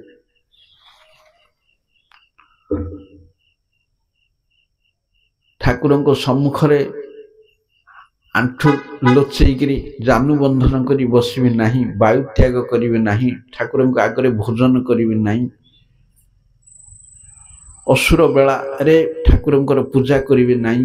ଉପରବେଳା ରାତି ମନ ଇଚ୍ଛା ନୀତି ନିୟମରେ ବିଧିପୂର୍ବକ କରିବେ। ସ୍ୱେଚ୍ଛାଚାରରେ ମନ୍ଦିର ଖୋଲିବା ପୂଜା କରିବା ବିଧି ବାଧ୍ୟ ହୋଇ ଟଣାଟଣି ହେଇକିରି ଇଚ୍ଛା ନଥାଇକିରି ସେପରି ପୂଜା କରିବେ ନାହିଁ। ଝାଳ ଦେହରେ ମନ୍ଦିରରେ ପ୍ରବେଶ କରିବା ନାହିଁ। ଖାଇକିରି ଖାଦ୍ୟ ଅଜୀର୍ଣ୍ଣ ନ ହେଲେ ମନ୍ଦିର ଭିତରେ ପ୍ରବେଶ କରିବେ ନାହିଁ। ହିଙ୍ଗୁ ଖାଇକିରି ମନ୍ଦିର ଭିତରେ ପ୍ରବେଶ କରିବ ନାହିଁ। ହିଙ୍ଗୁ ନିଷିଦ୍ଧ ବସ୍ତୁ। ତାପରେ ଏମିତି କେତେ ଜିନିଷ। ରାଜ ଅନ୍ନ, ରାଜାଙ୍କର ଅନ୍ନ ହେଉଛି ପାପ। ପ୍ରତିଗ୍ରହ ନା କରିବେ କଭୁ ରାଜ ଅନ୍ନ, ଚୈତନ୍ୟ ଚରିତାମୃତରେ କୁହାଯାଇଛି। ରାଜାର ପଇସାରେ ରାଜାର ଅନ୍ନ ଭକ୍ଷଣ କରିବା ବ୍ୟକ୍ତି ପାପ। ଆଉ ଗୋଟେ କଥା, ଗୋପୀନାଥ ପଟ୍ଟନାୟକଙ୍କୁ ଯେତେବେଳେ ଚାଙ୍ଗ ଚଢ଼େଇଲେ ରାମାନନ୍ଦ ରାୟଙ୍କର ଭାଇ ଗଜପତିଙ୍କଠୁ ନେଲେ, ଅନ୍ତଲୀଳାରେ ଅଛି ଚୈତନ୍ୟ ଚରିତାମୃତରେ। ତାଙ୍କୁ ଚାଙ୍ଗ ଯେତେବେଳେ ଚଢ଼େଇଲେ ସେତେବେଳେ ଭକ୍ତମାନେ ଆସିଲେ, ଆପଣଙ୍କର ଭାଇ ରାମାନନ୍ଦ ରାୟ ନିକଟତମ, ସ୍ୱରୂପ ଦାମୋଦର ଲଳିତା, ରାମାନନ୍ଦ ବିଶାଖା। ସ୍ୱରୂପ ଦାମୋଦର ରାମାନନ୍ଦ ରାୟଙ୍କୁ ନେଇକିରି ରାତିରେ ମହାପ୍ରଭୁ ଲୀଳା କଥା ଆଲୋଚନା କରନ୍ତି। ଦିନରେ ବେଢ଼ା କୀର୍ତ୍ତନ, ଭକ୍ତ ମିଳନ, ମନ୍ଦିର ପରିକ୍ରମା ଇତ୍ୟାଦି କାର୍ଯ୍ୟ ଇଷ୍ଟ ଗୋଷ୍ଠୀ ହୁଏ। କିନ୍ତୁ ବିଳମ୍ବିତ ରାତ୍ରିରେ ରାମାନନ୍ଦ ରାୟ ସ୍ୱରୂପ ଦାମୋଦରଙ୍କୁ ନେଇକିରି ଲୀଳା ରସ ଆସ୍ୱାଦନ କରନ୍ତି। ବହିରଙ୍ଗା ଲଇଆ କରେ ନାମ ସଂକୀର୍ତ୍ତନ, ଅନ୍ତରଙ୍ଗା ଲଇଆ କରେ ରସ ଆସ୍ୱାଦନ। ନିକଟତର ରାମାନନ୍ଦ ତାଙ୍କର ଚାକିରି ଛଡ଼ିକିରି ପୁରୀରେ ରହିବା ପାଇଁ ଆଣିଲେ। ତାଙ୍କ ଭାଇ ଗୋପୀନାଥ ପଟ୍ଟନାୟକଙ୍କୁ ଚାଙ୍ଗ ଚଢ଼ଉଛନ୍ତି ଖଣ୍ଡା ଉପରେ ଇଏ କରି। ରାଜପୁତ୍ର କ'ଣ ପାଇଁ ନା ସେ 2 ଲକ୍ଷ କାହାଣ ନେଲା ଆଉ ଦେଇନି। ଆଉ ସିଏ ନଦେଲେ ସିଏ ଦବ, ମୁଁ ସନ୍ନ୍ୟାସୀଟେ 2 ଅଣାର ମୁଣ୍ଡ ମୋର, ମୁଁ କ'ଣ କରିବି ଯାଇକିରି? ସିଏ ମଲେ ମୋର ଜଗନ୍ନାଥ ତାଙ୍କୁ ରକ୍ଷା କରିବେ, ମୁଁ କିଛି କରିପାରିବିନି। ରାଜନୀତି ଭିତରେ ସନ୍ନ୍ୟାସୀର କାମ କ'ଣ? ବାରମ୍ବାର ଇଏ ଆଇଲା ସିଏ ଆଇଲା, ଏବେ ଚଢ଼େଇଲେ, ଏବେ ଟାଣିକିରି ନେଲେ, ଏବେ ମାରିବାକୁ ଆଉଛନ୍ତି। ଆଉ ଦଳେ ଲୋକ ବିରକ୍ତ କଲେ। ସେଠୁ କାଶ ମିଶ୍ରଙ୍କୁ ଆଇ କହିଲେ, ଏଠି ବିରକ୍ତ ଏସବୁ କଲେ ମୁଁ ରହିପାରିବିନି, ଅଲାରନାଥ ପଳେଇନା। କିଏ ଆପଣଙ୍କୁ ବିରକ୍ତ କରିବାକୁ ଆଉଛି? ନା ସିଏ ଦାରି ନାଟୁଆରେ ଖର୍ଚ୍ଚ କଲା, ବ୍ୟୟ କଲା, ମୋତେ ଆଉଛି। ବ୍ରହ୍ମସ୍ୱ ଅଧିକ ହୟ ଏଇ ରାଜଧନ, ମହାପ୍ରଭୁ କହୁଛନ୍ତି।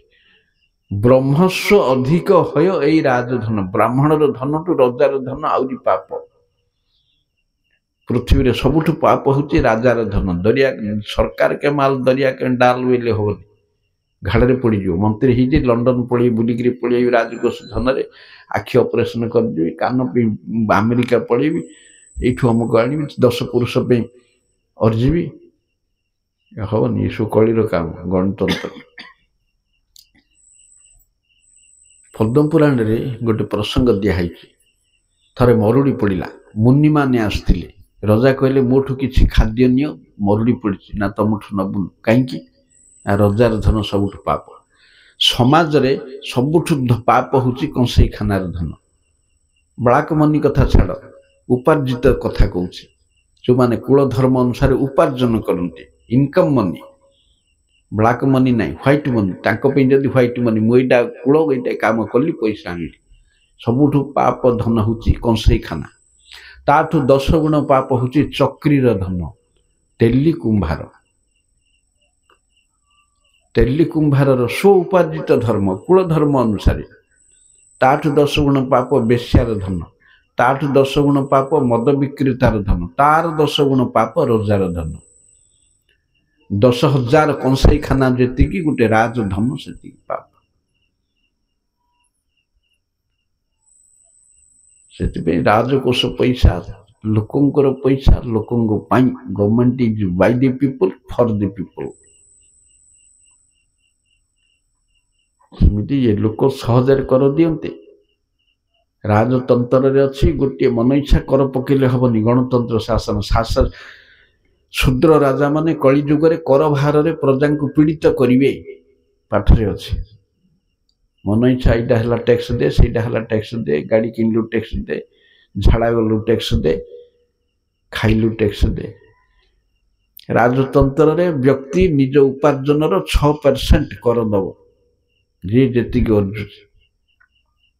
ସେଥିପାଇଁ ଅର୍ଥଶାସ୍ତ୍ରରେ ଦେଶ ଶାସନର ନିୟମ ରହିଛି। ଏସବୁ ବିଦେଶୀ ସମ୍ବିଧାନର ମ୍ଲେଚ୍ଛ ନିୟମରେ ଚାଲୁନି। ତେଣୁ ରାଜଧନ କେବେ ହେଲେ ପ୍ରତିଗ୍ରହ କରିବେ ନାହିଁ। ମଠବାଲା ପଳାନ୍ତି 60 ବର୍ଷ ହେଇଗଲା, ପଇସା ଆଣି 1000 ଟଙ୍କା 2000 ଟଙ୍କା ବୃତ୍ତି ଦଉଛି ସରକାର। କରିବୁ କ'ଣ ସେଟା ନେଇକିରି? ପାପ ଧନ, ରାଜକୋଷର ଧନ। ବାର୍ଦ୍ଧକ୍ୟ ଭତ୍ତା ଆଣିବାକୁ ମଠବାଲା ଯାଉଛନ୍ତି।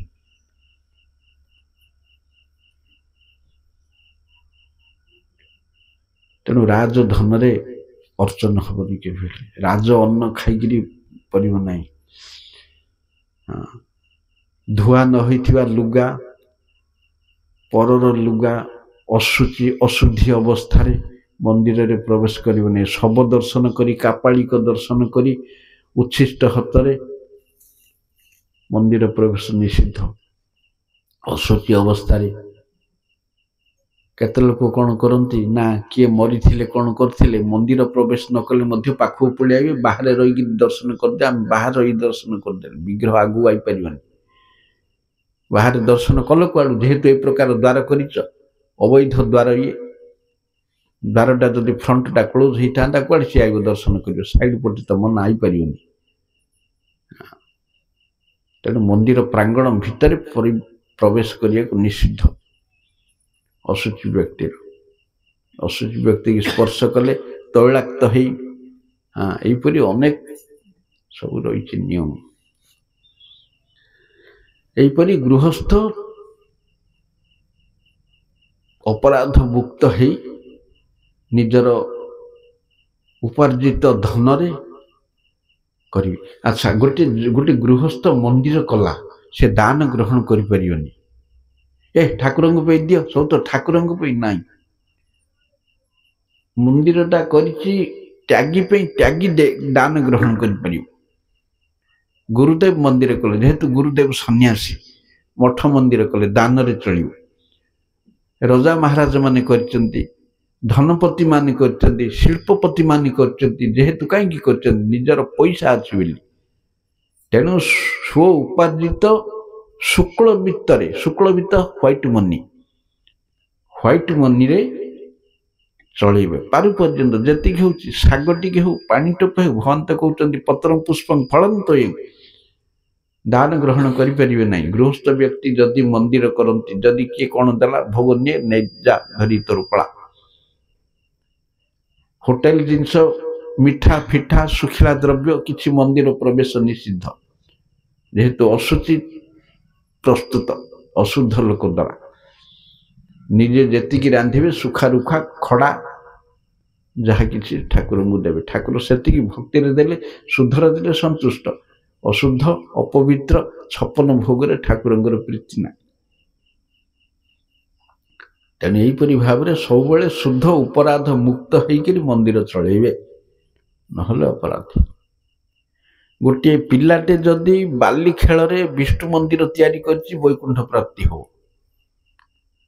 ବାଲି ଖେଳୁ ଖେଳୁ ପିଲାଟେ ଯଦି ବିଷ୍ଣୁ ମନ୍ଦିର ତିଆରି କଲା, ଘର ଦ୍ୱାର ଅନେକ ନ କରି ବୋଲି, ତାର ବୈକୁଣ୍ଠ ପ୍ରାପ୍ତି ଉଦ୍ଧବ 5 ବର୍ଷରେ ଖେଳୁଥିଲେ ବାଲିରେ, କୃଷ୍ଣ ପୂଜା କରୁଥିଲେ। ଇଏ ରହିଲା 7 ପ୍ରକାର ବସ୍ତୁରେ କୃଷ୍ଣ ଅର୍ଚ୍ଚନ। ଶେଷକୁ ରହିଲା ମନୋମୟୀ। ମାନସିକ ପୂଜା ହେଉଛି ସନ୍ନ୍ୟାସୀର ଡ୍ୟୁଟି। ଯେହେତୁ ସନ୍ନ୍ୟାସୀ ନିର୍ଧନ, ତେଣୁ ସେ ମାନସିକ ପୂଜା କରିବେ। ଯେଉଁମାନେ ସେ ସ୍ତରରେ ଅଛନ୍ତି, ଅପ୍ରାକୃତ ସ୍ଥିତିରେ, निजे आसन पकई आसन रे बसी आसन शुद्धि करी बसी मन मन भितर मंदिर खोलिबा झाड़ू करिबा ठाकुर को उठेबा दंत धावन करिबा स्नान करिबा भोग अर्पण करिबा प्रति मुहूर्त रे दिन सारा से मानसिक भाव रे पूजा करिवे तांकर सेटा अधिकार।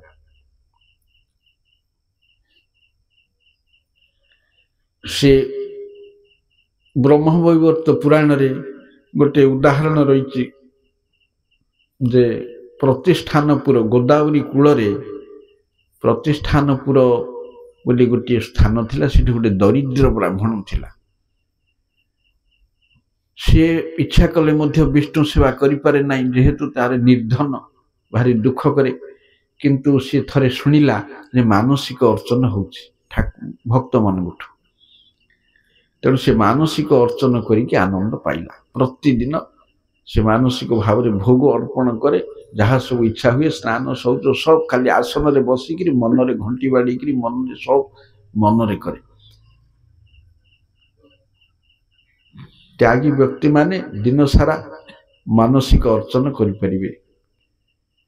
तेणु दिने सी कौन है ना पायस दवाक तार इच्छा है मने मने से क्षीर आणला चूल्हे लगेला क्षीर आणला क्षीर सिझेला चाउल पकेला फुटिला घाटुची चीनी पकाउची रांधुची रांधिक जहाँ सब देला घी फीओ सब देकर बंद है चूल्हे ठीक है कि समय जगेला ए फुटुथु हाँ तापर धरला देखल तातुची मन भितर से चिंता करचे तातीची कि एवं नाई बोली से आंगुठा पुरे देला बेलू तार निज आंगुठी पोड़ीगला तार ध्यान भांगीगला देखला बेलू आंगुठी मोर पोड़ी जाइए। वैकुंठ रे नारायण हसिले लक्ष्मी पचारे कौन हसुच ना चा देखेबी गरुड़ उपर बसे आनी देखिले ये गरम क्षीरी दौला मन भितर किंतु मारला बेलू हाथ आंगुठी पोड़ीगला आर भाव केते अधिक। तेणु मानसिक पूजार केते निष्ठा और दृढ़ता रही से स्तर रे थिबा हो मन है चंचल मत व्यक्त करि मन ही चंचल कृष्ण प्रमाथ बलवत दृढ़ से स्तर हम। तेणु मानसिक पूजाटा ये स्तर लोक तेणु ये हूँ हाराहारी अर्चनर वर्णना।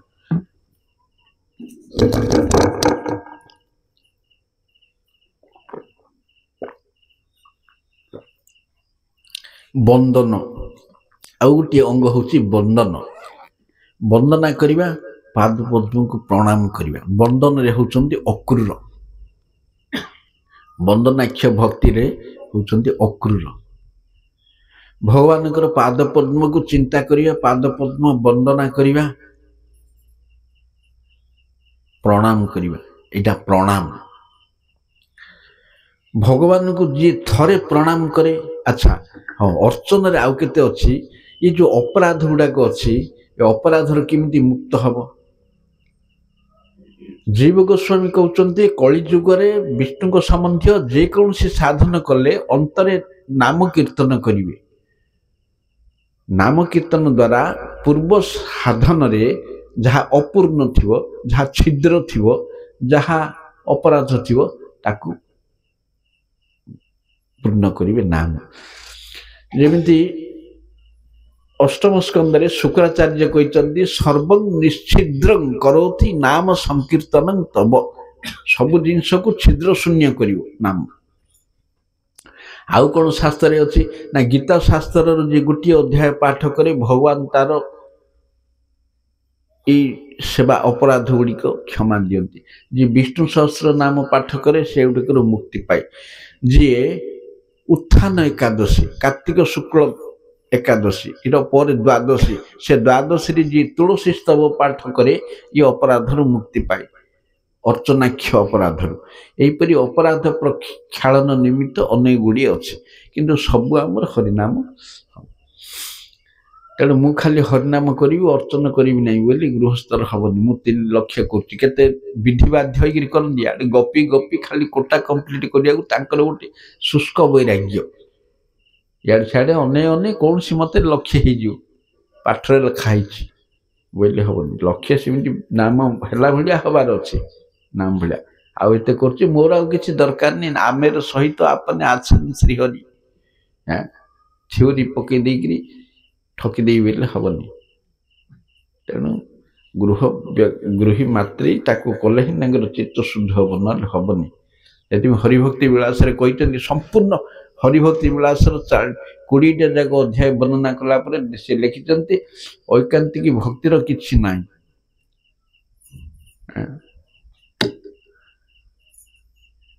ଯେହେତୁ ଏଗୁଡ଼ିକ ସବୁ ଧନ ଆବଶ୍ୟକ ତେଣୁ ଧନବାନ ଗୃହସ୍ଥଙ୍କ ପକ୍ଷରେ ହିଁ ଏ ସବୁ କହିଲେ ଏକାଦଶୀ ଜନ୍ମାଷ୍ଟମୀ ଦାମୋଦର ବ୍ରତ ଏ ସବୁ ପାଳନ କରିବା ସବୁ ଅର୍ଚ୍ଚନର ଅନ୍ତର୍ଭୁକ୍ତ ତେଣୁ ବନ୍ଦନରେ ପ୍ରଣାମରେ ଭଗବାନଙ୍କୁ ଯିଏ ଥରେ ପ୍ରଣାମ କରେ ଭଗବାନ ତାର ସମସ୍ତ ଦୋଷ କ୍ଷମା କରନ୍ତି ସମସ୍ତ କର୍ମ ବନ୍ଧନ ନାଶ କରନ୍ତି ଭଗବାନଙ୍କୁ ପ୍ରଣାମ କରିବା ସହଜ ନାହିଁ ମନମନା ଭବ ମଧୁଭକ୍ତ ମଧୁଜାଜି ମାଂ ନମସ୍କୁରୁ କେତେ ଲୋକ ଅଛନ୍ତି ସେବାଟେ ଯାଉଥିବେ ଠାକୁରଙ୍କୁ ନମସ୍କାର କରିବେନି ଆସିଲେ ମଧ୍ୟ ମୁଣ୍ଡିଆ ମାରିବେନି ପଳେଇ ପିଣ୍ଡି ହତଭାଗ ପାପି ଠାକୁରଙ୍କୁ ପ୍ରଣାମ କରିବାରେ ମଧ୍ୟ ନିୟମ ଅଛି ସାହେବ କାଇଦାରେ ଏକ ହସ୍ତ ପ୍ରଣାମ ନାହିଁ ଗୋଟେ ହାତ ଟେକି ଦେଇକିରି ପ୍ରଣାମ ଦି ପ୍ରକାର ଦଣ୍ଡ ଅଷ୍ଟାଙ୍ଗ ପଞ୍ଚାଙ୍ଗ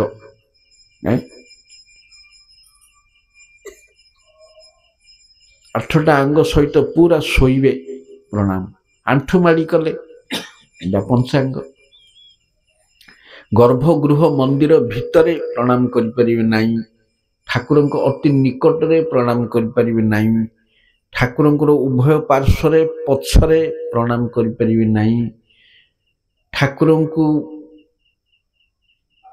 ଦକ୍ଷିଣ ପଟେ ରଖି ପ୍ରଣାମ କରିପାରିବେ ନାହିଁ ଅର୍ଥାତ୍ ବାଁ ପଟୁ ଯଦି ଅଷ୍ଟାଙ୍ଗ ପ୍ରଣାମ କରିବେ ତାହେଲେ ଊର୍ଧ୍ୱ ବସ୍ତ୍ରକୁ ପରିତ୍ୟାଗ କରିବେ କଟି ଉପରକୁ ବସ୍ତ୍ରକୁ ଖାଲି ଦେହରେ ପ୍ରଣାମ କରିବେ ଖାଲି ଦେହରେ ଶୀତ ହେଲେ ମଧ୍ୟ ଖାଲି ନିମ୍ନ ବସ୍ତ୍ର ପିନ୍ଧିବେ ଊର୍ଧ୍ୱ ବସ୍ତ୍ରକୁ କରିବେ ଯେତେବେଳେ ଗୋପାଳ ଶିବାନନ୍ଦ ସେନଙ୍କର ଭଣଜା ନିତ୍ୟାନନ୍ଦ ପ୍ରଭୁ ତାଙ୍କୁ ଗୋଟେ ନାତ ମାରିଲେ ଏପର୍ଯ୍ୟନ୍ତ ଖାଇବାକୁ ଦେଇନି ବୋଲିକିରି ସେତେବେଳେ ଗୋପାଳ ରାଗିକିରି ପଳେଇଲା ନିତ୍ୟାନନ୍ଦ ପ୍ରଭୁ ମାଲିକାନା କରୁଛନ୍ତି ମୋର ମାମୁଁ ଉପରେ ବୋଲି ରାଗିକି ପଳେଇଲା ଆଗରେ ମହାପ୍ରଭୁଙ୍କ ପାଖକୁ ପ୍ରଣାମ କରିବାକୁ ସେତେବେଳେ ଗୋବିନ୍ଦ କହେ ଗୋପାଳ ପଟାଙ୍ଗି ଉତାର ସାଟ ବାହାର କରେ ମହାପ୍ରଭୁ କହିଲେ ନାଇଁ ତାକୁ କିଛି କରନା ସେ ରାଗିକିରି ଆସିଛି ସାର୍ଟ ବାହାର କରି ପ୍ରଣାମ କରେ ତେଣୁ ଊର୍ଧ୍ୱ ବସ୍ତ୍ର ସାର୍ଟ ଗଞ୍ଜି ସ୍ୱେଟର ଯାହା କିଛି ପିନ୍ଧିବେ ସବୁ ବାହାର କରିବେ ପାଟ ପଟୁଆର ଯାହା ହେଇଥିବେ ସବୁ ବାହାର କରି ପ୍ରଣାମ କରିବେ ନକଲେ 7 ଜନ୍ମ କୁଷ୍ଠ ବ୍ୟାଧି ହବ ଏଇଟା ବରାହ ପୁରାଣରେ ବରାହଦେବ କହିଛନ୍ତି ଦେବୀଙ୍କୁ ଆଉ ତନ୍ତ୍ରରେ ମଧ୍ୟ ଶିବ କହିଛନ୍ତି ପାର୍ବତୀଙ୍କୁ ଯେ ଯେଉଁମାନେ ଊର୍ଧ୍ୱ ବସ୍ତ୍ର କରି ସ୍ୱିତ୍ରୀ ଭବତୀ ମୂଢ଼ାତ୍ମା ସପ୍ତ ଜନ୍ମନି ଭାବିନି ଯିଏ ପ୍ରଣାମ କରେ ସମ୍ପୂର୍ଣ୍ଣ ଦେହରେ ସେ 7 ଜନ୍ମ କୁଷ୍ଠ ବ୍ୟାଧି ହୁଏ ବିଷ୍ଣୁ ମନ୍ଦିରର ଧୂଳି ପବିତ୍ର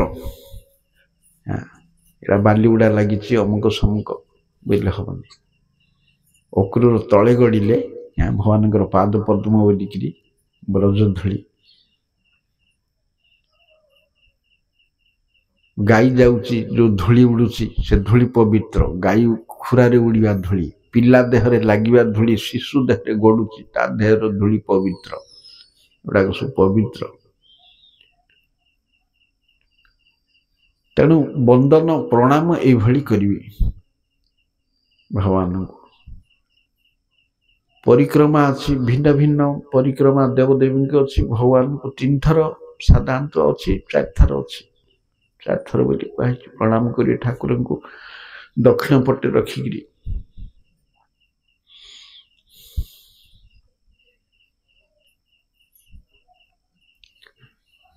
ଆଚ୍ଛା, ଅର୍ଚ୍ଚନ ମାର୍ଗରେ ଆମେ କେତେ କେତେ ଆଧୁନିକ ଉପଚାର ପ୍ରୟୋଗ କରୁ, ଯଥା AC machine, electric fan, electric light, ଏଗୁଡ଼ା ସବୁ ନିଷିଦ୍ଧ ବସ୍ତୁ।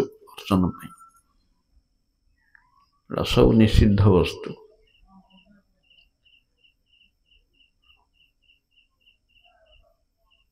ଆରତିରେ ଧୂପ ଦୀପ ବସ୍ତ୍ର ପୁଷ୍ପ ଆଲଟ ଚାମର ଯୋଉ ବିଞ୍ଚଣାଟା ବୁଲଉଛୁ ପିପିଲିରୁ ଆଣିକିରି, କଣ ସେଇଟା କନାଟା ବିଞ୍ଚଣା ନାହିଁ ସେ ଭିତରେ, ତେଣୁ ଅପରାଧ। ଏ ଦାଣ୍ଡ ସୁନ୍ଦର ବଉଳି ଗାଈ ବାହାରକୁ ଚିକିତ୍ସାକ ହେଇଯିବେ ଲିକିଣ୍ଡେ ଭଳିଆ କିଛି ନାହିଁ, କନା ଯାକ ଭିତରେ କିଛି ନାହିଁ। ତାଳପତ୍ର ବିଞ୍ଚଣାରେ ଭଗବାନଙ୍କୁ ଇଏ କରିବେ। ଶାସ୍ତ୍ର କହୁଛନ୍ତି ତାଳପତ୍ର ବିଞ୍ଚଣାକୁ ବସ୍ତ୍ର ଆବୃତ କରି ଡିଜାଇନ କରି ସିଲେଇବେ, ସିଲେଇକିରି କରିବେ। ସେଗୁଡ଼ା କିଛି ନାହିଁ, ଖାଲି କନା ଯାକ ଅପରାଧ ହବ। ସେଗୁଡ଼ାକ ପିପିଲି ବିଞ୍ଚଣା ଚଳିବନି, ବିଗ୍ରହ। ପାଇପ ପାଣିରେ ଚଳିବନି, ଜଳାଶୟରୁ ପାଣି ଆଣିବେ, କୂଅ କିମ୍ବା ପିଏ, ଟାଙ୍କି ପାଣି ହବନି।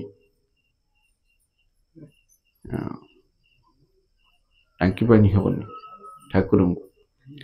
ଠାକୁରଙ୍କୁ ନୈବେଦ୍ୟ ରାନ୍ଧିବେ ପିତ୍ତଳ ବାସନରେ କିମ୍ବା ମୃତ୍ତିକା, ଅନ୍ୟ ଧାତୁରେ ହବନି। ଅର୍ଚ୍ଚନାରେ ଆହୁରି ନିୟମ ଅଛି। ଅର୍ଚ୍ଚନାରେ ଗଦା ଗଦା ନିୟମ ରହିଛି, ଯେତେ ପଳେଇଲେ ଆଉ ଥରେ ମନେ ପଡୁଛି। ଠାକୁରଙ୍କ ପାଇଁ ଥାଳି କରିବେ, କେତେ ଫୁଟ କେତେ ଲମ୍ବା ଓସାର ମାପ ସବୁ ହରିଭକ୍ତି ବିଳାସରେ ଅଛି। ମିନିମମ୍ ଥାଳିଟା କେତେ ବ୍ୟାସ ହବ। ତେଣୁ ଠାକୁରଙ୍କୁ ସ୍ୱର୍ଣ୍ଣ ପାତ୍ର କିମ୍ବା ରୌପ୍ୟ ପାତ୍ର କିମ୍ବା କାଂସ୍ୟ ପାତ୍ରରେ ପ୍ରଦାନ କରିବେ।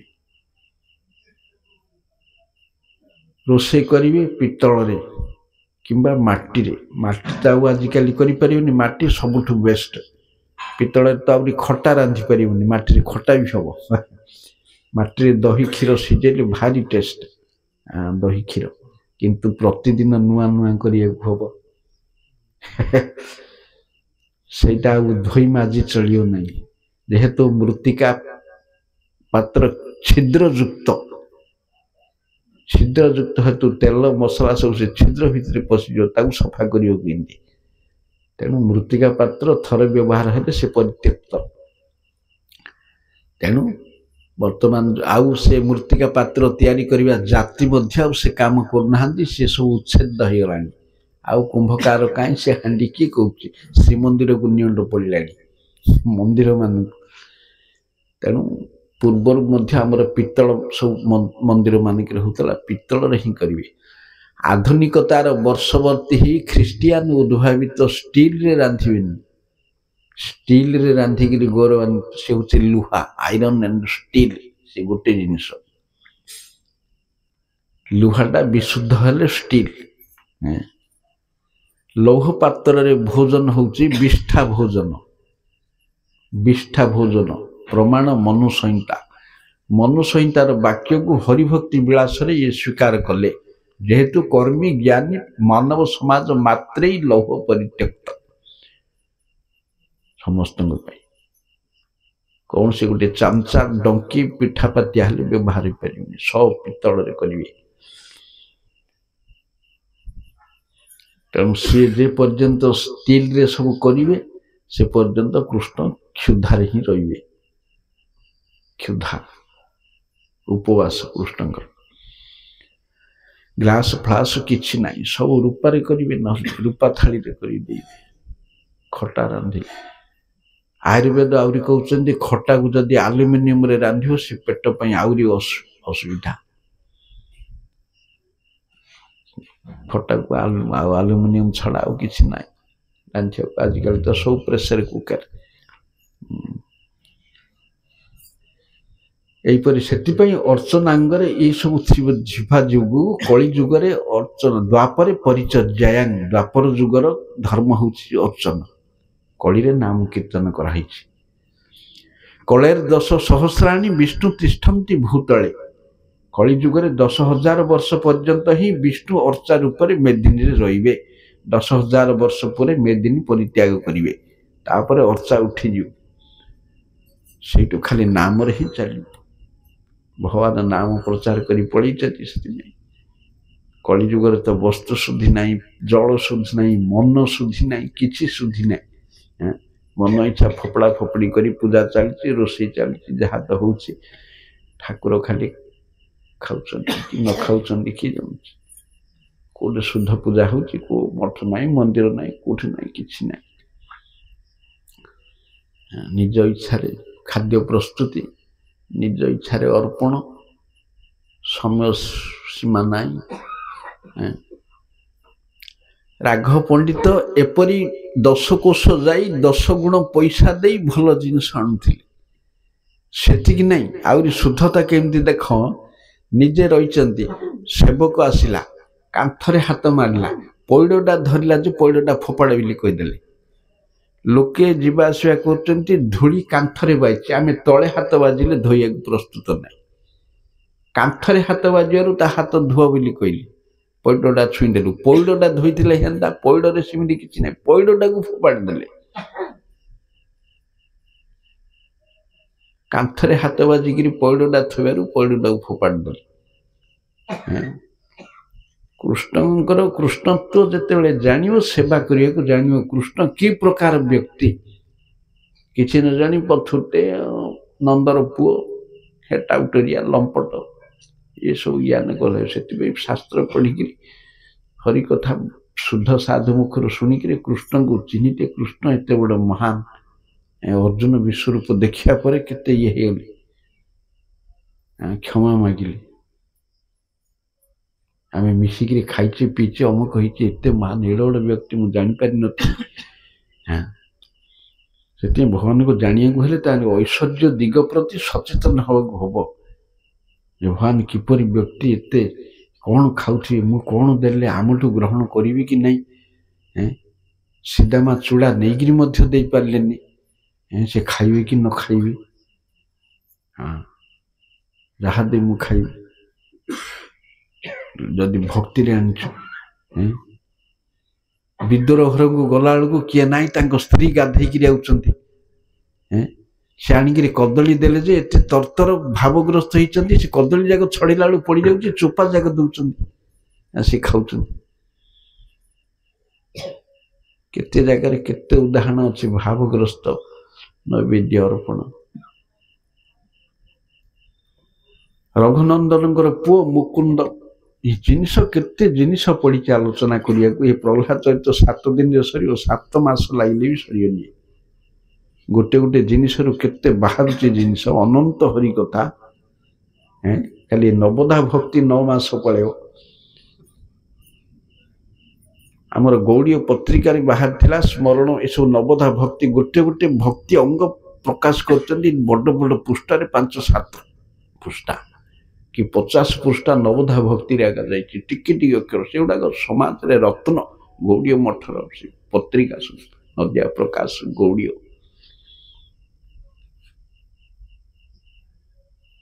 व्यक्ति जिनस सब कौन कहते रघुनंदन पुओ मुकुंद महाप्रभु पचारे रघुनंदन तुम्हें बापा सी पुओ ना सी बापा तुम्हें पुओ रघुनंदन पुओ को देखिक कहले सी बापा मु पुओ कहीं ताठू भक्ति आम शिखीचु महाप्रभु कहले ठीक जी भक्तिदाता सी पिता वैष्णव वंदना रे रघुनंदन मुकुंदर कथा आसो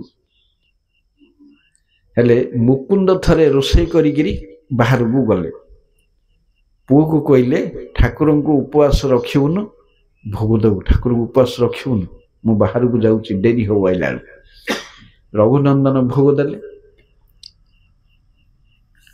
बाहर को आइले मंत्र जपिले आउ थे कबाट खोला बेलू जेन थुआई सब थाली रे कहले कौन है खाइलनी मुझे खाइलनी बापा देते खाई था ना कौन देख मो बापा आइले गाली कर न खाइब मो बापा किसी जानी कहब आ उपवास अच्छा ठाकुर या कौन थाली रही गाली कर तेणु मु नेहुरा हूँ आपण खाई दिंतु मो बापा आइले गाली कर एमती कहीकि कबाट देकर बाहर को आसिले बाहर को जो आसिले बहुत रिक्वेस्ट करी कहली पुणी आउ थे गला बेलू थाली सब खाली गोटे दाना नाई। हाँ प्रभु मु खुशी एथर आनिले मंदिर बंद कले मजामजी सफा कले बापा आइले बोले हरे मोर आसला बेलू डेरी होगा आउ भोक होलानी आनी खाइबा बोला कौन सौद ठाकुर खाईदे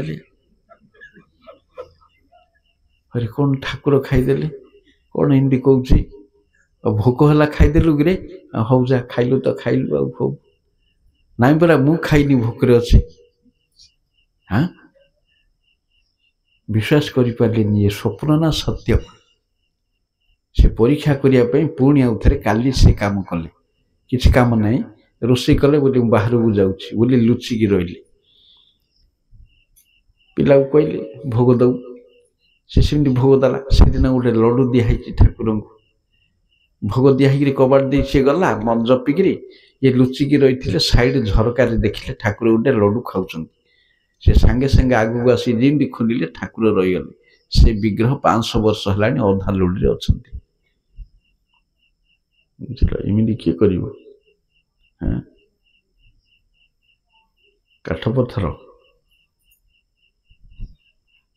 प्रतिमा नह तुम साक्षात ब्रजेन्द्र नंदन विग्रह सेमती अच्छा अधा लड़े केते जगह अच्छा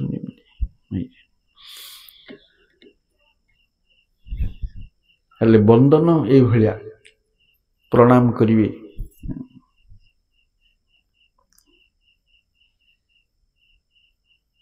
श्रवण कीर्तन स्मरण अर्चन वंदन पाद सेवन रे लक्ष्मी पाद पद्म को ध्यान करिया पाद वंदना करिया भगवानकर पाद सेवा इथिरे लक्ष्मी आत्मनिवेदन हाँ सख्य दास्य सख्य मु भगवान किंकर सेवक ये भाव हूँ दास्य दास्य रे दासर दृष्टि के भगवान मुख को जाए ना दृष्टि सब अवनत तलु चाकरटा भगवान मुह को देखिपर के सब तलु हो से आज्ञाधीन आज्ञा बह भृत्य दासर सेवाटा लिमिट मन इच्छा सेवा दास कर भगवान जी आदेश देवे से कर हनुमान ये बसले हेनी लंका को जा सीता अन्वेषण कर जावाक बाध्य यहाँ आण से आण यहाँ नहीं सीटा कर दास को कह दास्य हनुमान तेणु से भक्तिटा विस्तार लाभ करें ना दास्यटा कनिष्ठ सब दास कनिष्ठ ज्येष्ठर इच्छा अनुसार कर ज्येष्ठ जहाँ कह ऊपर पड़ी किसी कर कनिष्ठर काम ना लक्षण हिसाब से जी हेनी बलराम हिसाब से अधिक हम चैतन्य चरितामृत कहते ज्येष्ठ हईल सेवार कारण गोटे भजन डे बाजुनी छोट भाई टे सान भाई टे करदे मत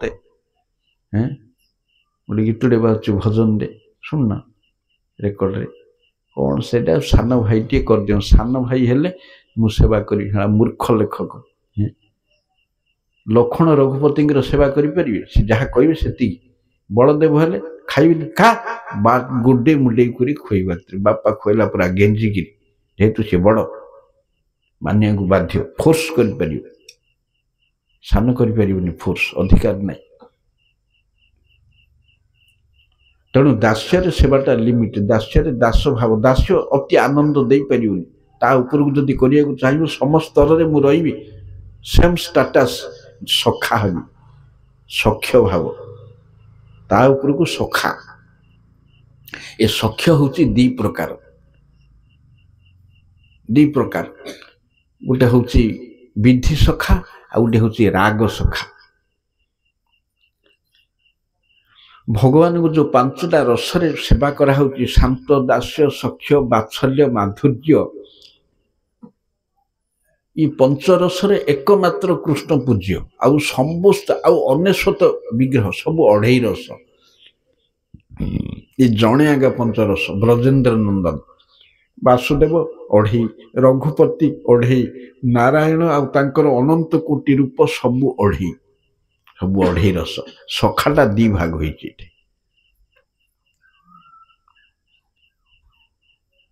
गोटे हूँ संभ्रम सख्य आ गोटे हूँ विश्रम्भ सख्य संभ्रम सख्यटा प्रथम अढ़ई रे विश्रम्भ सख्यटा द्वितीय सेटा राग मार्गी ब्रजरे आगा मिल से सखा एपटे नाई वैकुंठ नाई अयोध्या नाई द्वारका नाई मथुरा नाई कहीं गुड़ाक सब ऐश्वर्य सेवा विधि सेवार अढ़ईटा हम से सखाटा हो पार कईमती एपटे किए सब सखा गरुड़ शिव शेष सख्यरस नारायण विचार कले रघुनाथंकर विभीषण सुग्रीव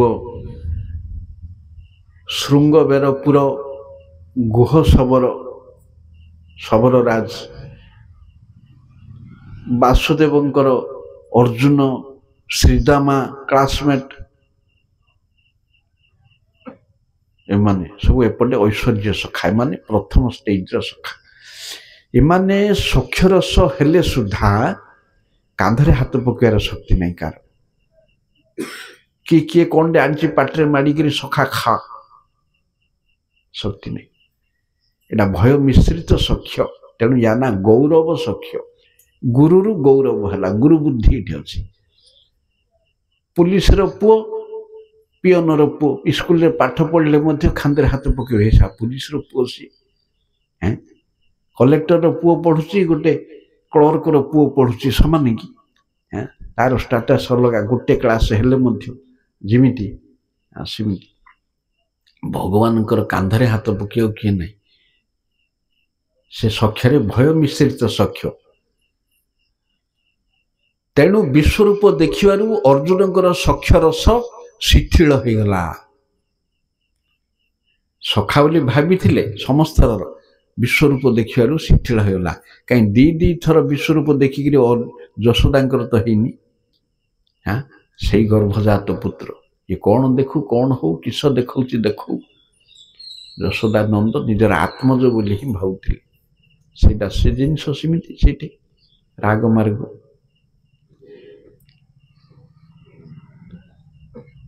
सीधामा सुधा पिलादिन क्लासमेट हेले सहपाठी चूड़ा भजा दे पारे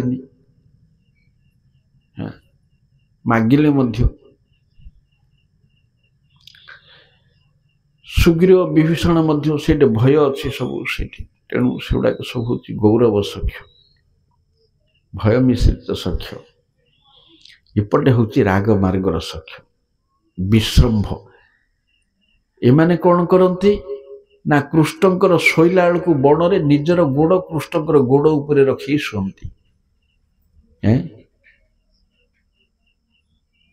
कृष्ण देह को निज देह बोली भावती खेलिले कृष्ण जानी जानी हारती अन्य को कांधरे बोही नेबारे आनंद दीटा दल कराला सी जाकि छुईब जी हार सी जितवा लोक को कांधरे बसईकि एति बाट नब कृष्ण तो अजित जहाँ को किए जय करती नहीं ऐश्वर्य मार्ग कृष्ण अजित ऐश्वर्य मार्ग भगवान एते महान सृष्टि स्थिति प्रलयर कर्ता ब्रह्म शिवादीर ईश्वर सृष्टि मुक्ति बंधनर कारण तेणु मुंडिया मार ऐश्वर्य या करने को हम शास्त्र नियम देइचंदी विधि आ निषेध हाँ जोड़ाक सब रेगुलेटेड प्रिंसिपल रे सेवा करने को हम नीति नियम से विधि मार्ग यहाँ खुआ को इच्छा किंतु पाठरे ना दे पारियोनी तेणु से मनटा काम करियोनी केबे हेले राग मार्ग रे मनटा काम करियो हेला राग परा रुचि हेला रुचि मार्ग रुचि अनुसार सेवा तेणु से शास्त्र अकर्मण्य पाठ पढ़िया दरकार नहीं क्या समस्ते घर लोक बोली कृष्ण को भावती गोटे गाँव गोटे पिलाटे अच्छे से पिलाटा को समस्ते भल पाती कहीं ना देखा सुंदर भल कथा कहे दुष्टामी करेनी भल पाठ पढ़े आउ अन्य मानकर आज्ञा बह तेणु समस्ते भल पाती किंतु पिंटूर से पिलाटार बापा माँ ये सब गुण जो भल पाती गर्भजात संतान बोली भल पाती ये सब गुण जदि न था पिलाटा कालिया पड़ा ही था दुष्ट ही था मूर्ख ही था तथापि स्नेह कमनता नहीं विकलांग हेले आउरी अधिक स्नेह पड़ो गोटे दुष्णी हैं अधिक स्नेह मूर्खटा हेले आउरी 5टा मास्टर लगे पाठ पढ़े रोग हेले आउरी 10टा डाक्टर लगे चिकित्सा करेंगे सेवा अधिक आउरी अयोग्य हेले तेणु कहीं ना गर्भजात घर लोक गर्भर जात बोली भल पाती पड़िशा लोक गुण को देखी भल पाती कौटा आनंद गर्भजात बोली तेणु भागवत ये घर लोकंर कथा अच्छी वर्णना अन्य शास्त्र पड़िशा लोकंर वर्णना से ऐश्वर्य भक्ति गुण गुण देखिली इटा भक्ति कली तेणु गुण रु इटा गौण है सेटा मुख्य नरलीला कृष्ण जतैक लीला सर्वोत्तम नरलीला नरबपु ताहार स्वरूप महाप्रभु पूर्वर जेते अवतार जेते आचार्य जेते गुरु जेते धर्म प्रचारक जेते सिद्ध पुरुष जेते सबू विश्ववासी मन को भगवान ऐश्वर्य दिग प्रति आकृष्ट करैथिले गौर सुंदर आविर्भूत हो जलद गंभीर स्वर रे हुंकार दई कहले अरे ऐश्वर्य भगवतार सार नुहे माधुर्य भगवतार सार निजर प्रिय जिनस कृष्ण को दिए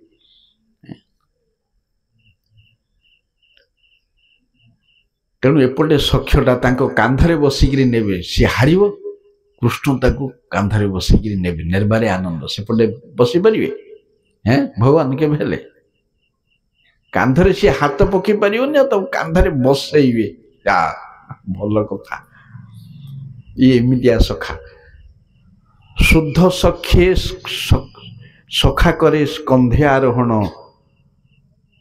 तुमी कौन बड़ लोक तुमी आमी सम तो बड़ लोक कौन अईठा खा पुड़ीन भोजन लीला रे ब्रह्मा कहीं मोहग्रस्त हेले ये अईठा खुआउछि हैं यदि सबरी अईठा खुएबा ब्रह्मा जानी था ये कहीं मोहग्रस्त होकर धेनु चोरी था छटपट ही था वर्षे काल हैं ऐश्वर्य विग्रह को केवल अईठा दे हेनी दशरथ कौशल्या चाहिए अईठा दे पारे आ सबरीटा कौन दे पार ट्राइबल लेडीजटा सब र्यूमर ना मानस रे ना वाल्मीकि ना आउ किसी ग्रहणीय ना को पुराण रे ना अईठा खिया से कृष्ण को ब्रह्मा आश्चर्य हेले चोरी गिरी परीक्षा कले अईठा दी पार तेणु से सख्यटा एमती ए सख्यटा एमती तेणु सख्य दी प्रकार तापर रहा आत्मनिवेदन आत्मनिवेदन प्रिया पदे करी हईनु परम सुखी सब हैं दुख दौरे गल चिंता ना रहिलो चौदिके आनंद देखी देख आत्मनिवेदन सर्वस्व अर्पण बड़ी महाराज किए कर सब सर्वस्व अर्पण करवा है जे सर्वस्व तुम्हार चरणे संपिया पड़ेछु तुम्हार घरे तुम तो ठाकुर तुम्हार कुकुर बोलिया जान मरे घरटा आम तैयारी करदे एसी कलु 5 महला कलु बड़ बड़ रूम सब कलु हाथी दांत पलंग शोलु ठाकुर गोटे आजबेस्टस रूम है चिनी टिकी पचुका कदली ठाकुर को भोग गोटे हलदिया कना कि नालिया कना ठाकुर को आम कर कोट बुट सुट है ये प्रकार पूजा हम घर मालिक कृष्ण कृष्णार्थे अखिल चेष्टा कृष्ण मार्केट जाऊँ कृष्ण चाकरी कर धन आनी कृष्ण को पोषिबे कृष्णଙ୍କର ଆନୁଗତ୍ୟରେ ମୁଁ ଜୀବନ ନିର୍ବାହ କରିବି। ପାନ୍ଥଶାଳା ଏଇଟା ମୋ ଅତିଥି ଏଠି। କୃଷ୍ଣ ମାଲିକ କୁକୁର ମୁଁ, ମତେ ଡାକିବ ନାଙ୍ଗୁଡ଼ ହଲେଇ ହଲେଇ ମୋ ପାଖକୁ ଯିବି। ମାଲିକ ଯେମିତି କୁକୁରକୁ ଡାକେ। ତମ ଲୋକ ଉଚ୍ଛିଷ୍ଟ ଯାହା ରଖିବେ କୁକୁର ଘରର ଅଇଁଠା ଖାଏ, ତେଣୁ ତମ ଭକ୍ତ ଯାହା ଅଇଁଠା ରଖିବେ ମୁଁ ଖାଇବି।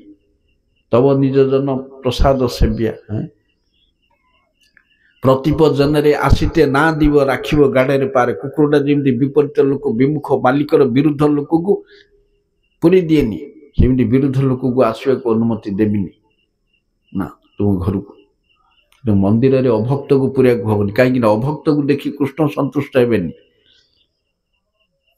କାଲି କହିଲି ପରା ଦ୍ରଷ୍ଟା କୃଷ୍ଣ, ଦୃଶ୍ୟ ଜୀବ।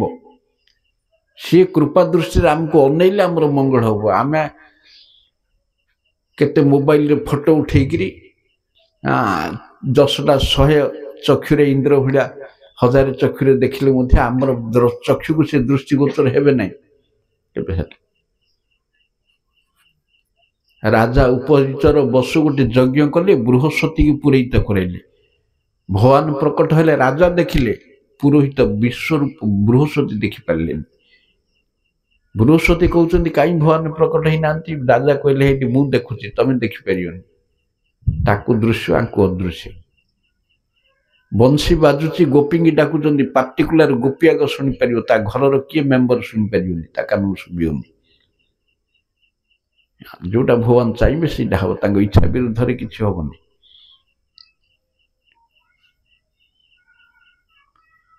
ସେଥିପାଇଁ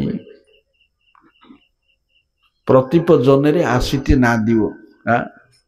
ମଦ୍ୟପ ଯାକ ପଶିଯିବ, ଅମୁକ ସମୁକ ଯିଏ ସିଏ ମୁଣ୍ଡିଆ ମାରିବେନି। ଏଇଟା ନିଅ ଥୋଇଦେଇ ପଳେଇ, ମୁଣ୍ଡିଆଟେ ନାହିଁ କିଛି ନାହିଁ।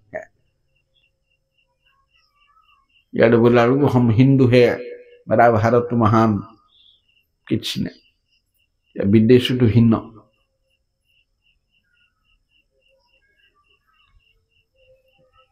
95 ମସିହାର କଥା, ରଥଯାତ୍ରା ହଉଛି।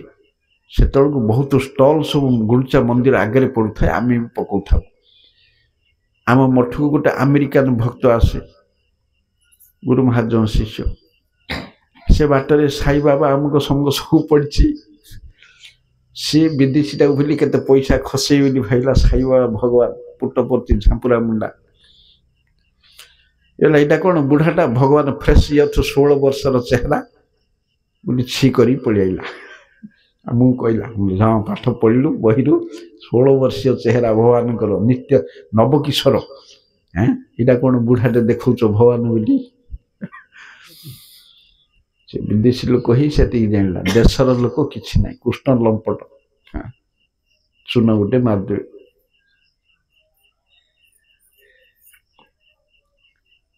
ସେଥିପାଇଁ ପ୍ରତିପ ଜନରେ ଆସିତେ ନା ଦିବ ରାଖିବ ଗଡ଼େର ପାରେ। ଭଗବାନଙ୍କର ବିରୁଦ୍ଧ ଲୋକକୁ ସେଥିପାଇଁ ଫ୍ରଣ୍ଟ ଗେଟ୍ ପଡ଼େ, ଫ୍ରଣ୍ଟରେ ଗେଟ୍ ନାହିଁ କେବେ ହେଲେ। ଏସବୁ ଅସୁବିଧାରୁ ମୁକ୍ତ। ଭଗବାନଙ୍କୁ ଦୁଃଖ ଦେବା, ବିରୁଦ୍ଧ ଲୋକକୁ ତାକୁ ଆଗକୁ ଆଣିକିରି ଭଗବାନଙ୍କୁ ଦୁଃଖ ଦେବା, ଏଗୁଡ଼ା ଦେଖିବାକୁ ଚାହୁଁନାହାନ୍ତି ବାହାର। ଯେମିତି କୌରବମାନଙ୍କୁ ଦେଖିବାକୁ ଚାହୁଁନାହାନ୍ତି ଭୀଷ୍ମ।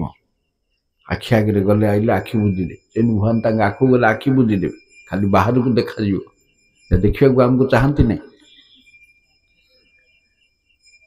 ଆମେ ଏପରି କାର୍ଯ୍ୟ କରିବାକୁ ହବ। ସ୍ୱାମୀ ମହାରାଜ ଗୋଟେ ଜାଗାରେ ଲେଖିଛନ୍ତି, ତୁମେ ଏପରି କାର୍ଯ୍ୟ କର, ଭଗବାନଙ୍କର ଦୃଷ୍ଟି ତମ ଉପରେ ପଡ଼ିବ। ଥରେ ପ୍ରଭୁପାଦ ମୂଳ ମଠ, ଯୋଉଟା 1 ନମ୍ବର ଚୈତନ୍ୟ ମଠ, ସେଇଠି ନାଟ ମନ୍ଦିର ଅଛି। ମନ୍ଦିରଟା ନାଟ ମନ୍ଦିର। ସେଟା କି ନାଟ ମନ୍ଦିର? ଅବିଦ୍ୟାହରଣ ନାଟ ମନ୍ଦିର ନାଁ ଦେଇଛନ୍ତି ପ୍ରଭୁପାଦ। ଅବିଦ୍ୟାହରଣ ନାଟ୍ୟ ମନ୍ଦିର। ସେ ବିଗ୍ରହଙ୍କୁ ନାଟ ମନ୍ଦିରରେ ଦେଖୁଛନ୍ତି, କବାଟଟା ଅଧା ଖୋଲା ହେଇଛି ପଡ଼ିଛି। ସେବକ ଆଇଲା, ଆଜ୍ଞା ପୁରା ଖୋଲିଦେବି? ଚୁପ୍, ଦ୍ରଷ୍ଟା ମୁଁ ନାହିଁ, ଦ୍ରଷ୍ଟା ସିଏ। ଖୋଲିଦେଲେ ଯେ ମୁଁ ଦେଖିଦେବି ନାହିଁ, ସିଏ ମତେ ଦେଖିବାକୁ ଇଚ୍ଛା ଥିଲେ ମୁଁ ଦେଖିଲେ ହବ। ତେଣୁ ତୁମେ ଏପରି କାର୍ଯ୍ୟ ନିଜେ ଭାବିବାକୁ ହବ ଯେ ମୁଁ ଏପରି କାର୍ଯ୍ୟ କରିବି ଯାହା ଫଳରେ ମୋ କୃଷ୍ଣଙ୍କର ଦୃଶ୍ୟ ଗୋଚର ହେବି, ହେବାକୁ ଯୋଗ୍ୟ ହେବି। ହୋମୱାର୍କ କରିନଥିବ, ସ୍କୁଲକୁ ଯିବ, କେତେ ବାଡ଼େଇକିରି ପେଲିକିରି ଗାଡ଼ିରେ ନେଇ ଛାଡ଼ିଲେ ମଧ୍ୟ ପଛକୁ ପଳେଇବ, ମାଷ୍ଟର ବାଡ଼େଇବ, ପାଖକୁ ଯାଇପାରିବନି। ପାଠ ପଢ଼ିନଥିବ, ପଚାରୁଛି ମାଷ୍ଟର ସବୁବେଳେ, ଯାଇପାରିବନି। ମୂର୍ଖ ପିଲା କାହିଁକି ବାଟରେ ଲୁଚୁଛି ଘରୁ ଆଇକିରି, जेहेतु मास्टर माड़ खाइब मास्टर भल पाऊनी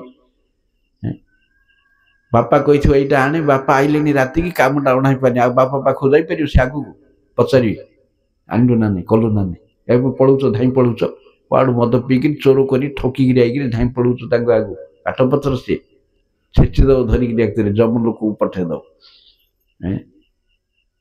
कुंभी पाकर नहीं पकेव जाइए किबा सती जति किबा नीच जाति जई हरि नाई भजे हैं भवे जनमिया भ्रमिया भ्रमिया रौरवे पड़िया मर्जी से जी कृष्णकर प्रिय ना कृष्ण देखा चाहते कृष्ण देखिले आमको आमर मंगल हम कृष्ण आमको देखा चाहते कि आम कृष्णकर प्रिय कार्य समूह करुचु कि कृष्णकर विरुद्धाचरण नहला भाया नाई तो गला कहीं जीव सी हरिनाम कर जो शुद्ध हम से जीव विग्रह आगु तेणु एत सब नीति नियम सब रही तेणु आत्मनिवेदन एत सहज हम बलि महाराज आत्मनिवेदन माने बलि महाराज स्थितिटा केते संकटमय गुरु को परित्याग कले एणे सियाड़े आसला गुरु न सो सैत जितेटा कहते भितर बलि महाराज जड़े आत्मनिवेदन रे बलि महाराज से गुरु गुरु नुहे जी शिष्य को मृत्यु रक्षा करि न पारे अर्थात अवैष्णव गुरु ग्रहण योग्य नहीं शुक्राचार्य बलि महाराज को कौन न कर मरी जाइए देवदानव युद्ध वज्र माड़ इंद्र बंचेले मृत संजीवनी द्वारा प्राणदान ठू बड़ उपकार जगत रे नाई जागतिक उपकार देखिले विश्व जय करने देवलोक हस्तगत करने विश्वजित यज्ञ करेले बिना युद्ध रे बलि महाराज स्वर्ग अधिकार कले प्रतिपक्ष गुरु विश्व बृहस्पति परामर्श रे देवता माने सम्मुखीन हो न पारी दानवंकर तेज आगे हतप्रभ होकर गृह त्याग कले अनायास स्वर्ग मिलगला बिना युद्ध रे तापरे से इंद्रपद कायम रखा 100टा अश्वमेध यज्ञ करेले तथापि वामन देव को विरुद्ध करिवारु परित्याग करते गुरु साप देले तोर नरक गति हो दे पारिबुनु तू सुनले आत्मनिवेदन एत अधिक निष्ठापर समस्ते परित्याग कले कूड़ परित्याग कले देवता माने शत्रु होकर देखुंत बलि महाराज भी कौन करेंगे ना टेकिले आगा पानी देवी पुष्पवृष्टि कले शत्रु पुष्पवृष्टि कर पदच्युत गृहच्युत क्षमताच्युत स्वर्गच्युत होकर आत्मनिवेदन केते अधिक एटा सहज नवधा भक्ति का आचरण करिया तेणु प्रहलाद महाराज कहते ये 9 प्रकार भक्ति जी आचरण करे मो मतरे से उत्तम अध्ययन करिछि अर्थात पंडित आम घरे किए पिलाटे गीता पढ़ी बोले अरे आग एपाठ पढ़े पछे से पाठ है उल्टा कही आग एपाठ पढ़े बुढ़ा को मला को हे पाठ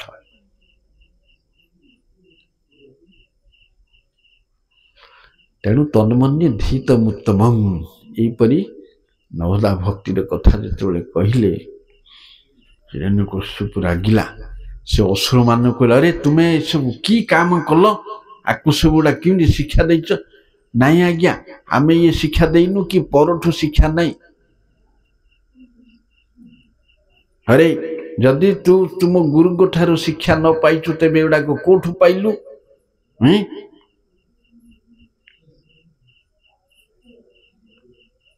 ना जो मानकर मति कृष्ण पाद पद्म रे नाई जो माने चर्बित चर्बण करती जगत रे चर्बित चर्बण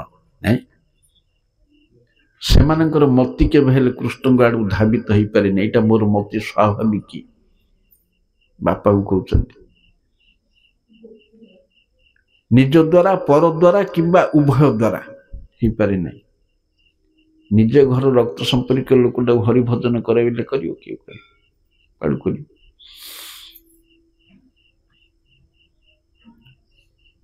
पूर्वर उठिले तो तार मिल हरिभजन कर कहुरा नायमात्मा बलहीन लभ्य दुर्बल व्यक्तिर हरिभजन होनी जो हरिभजन कर दुर्बल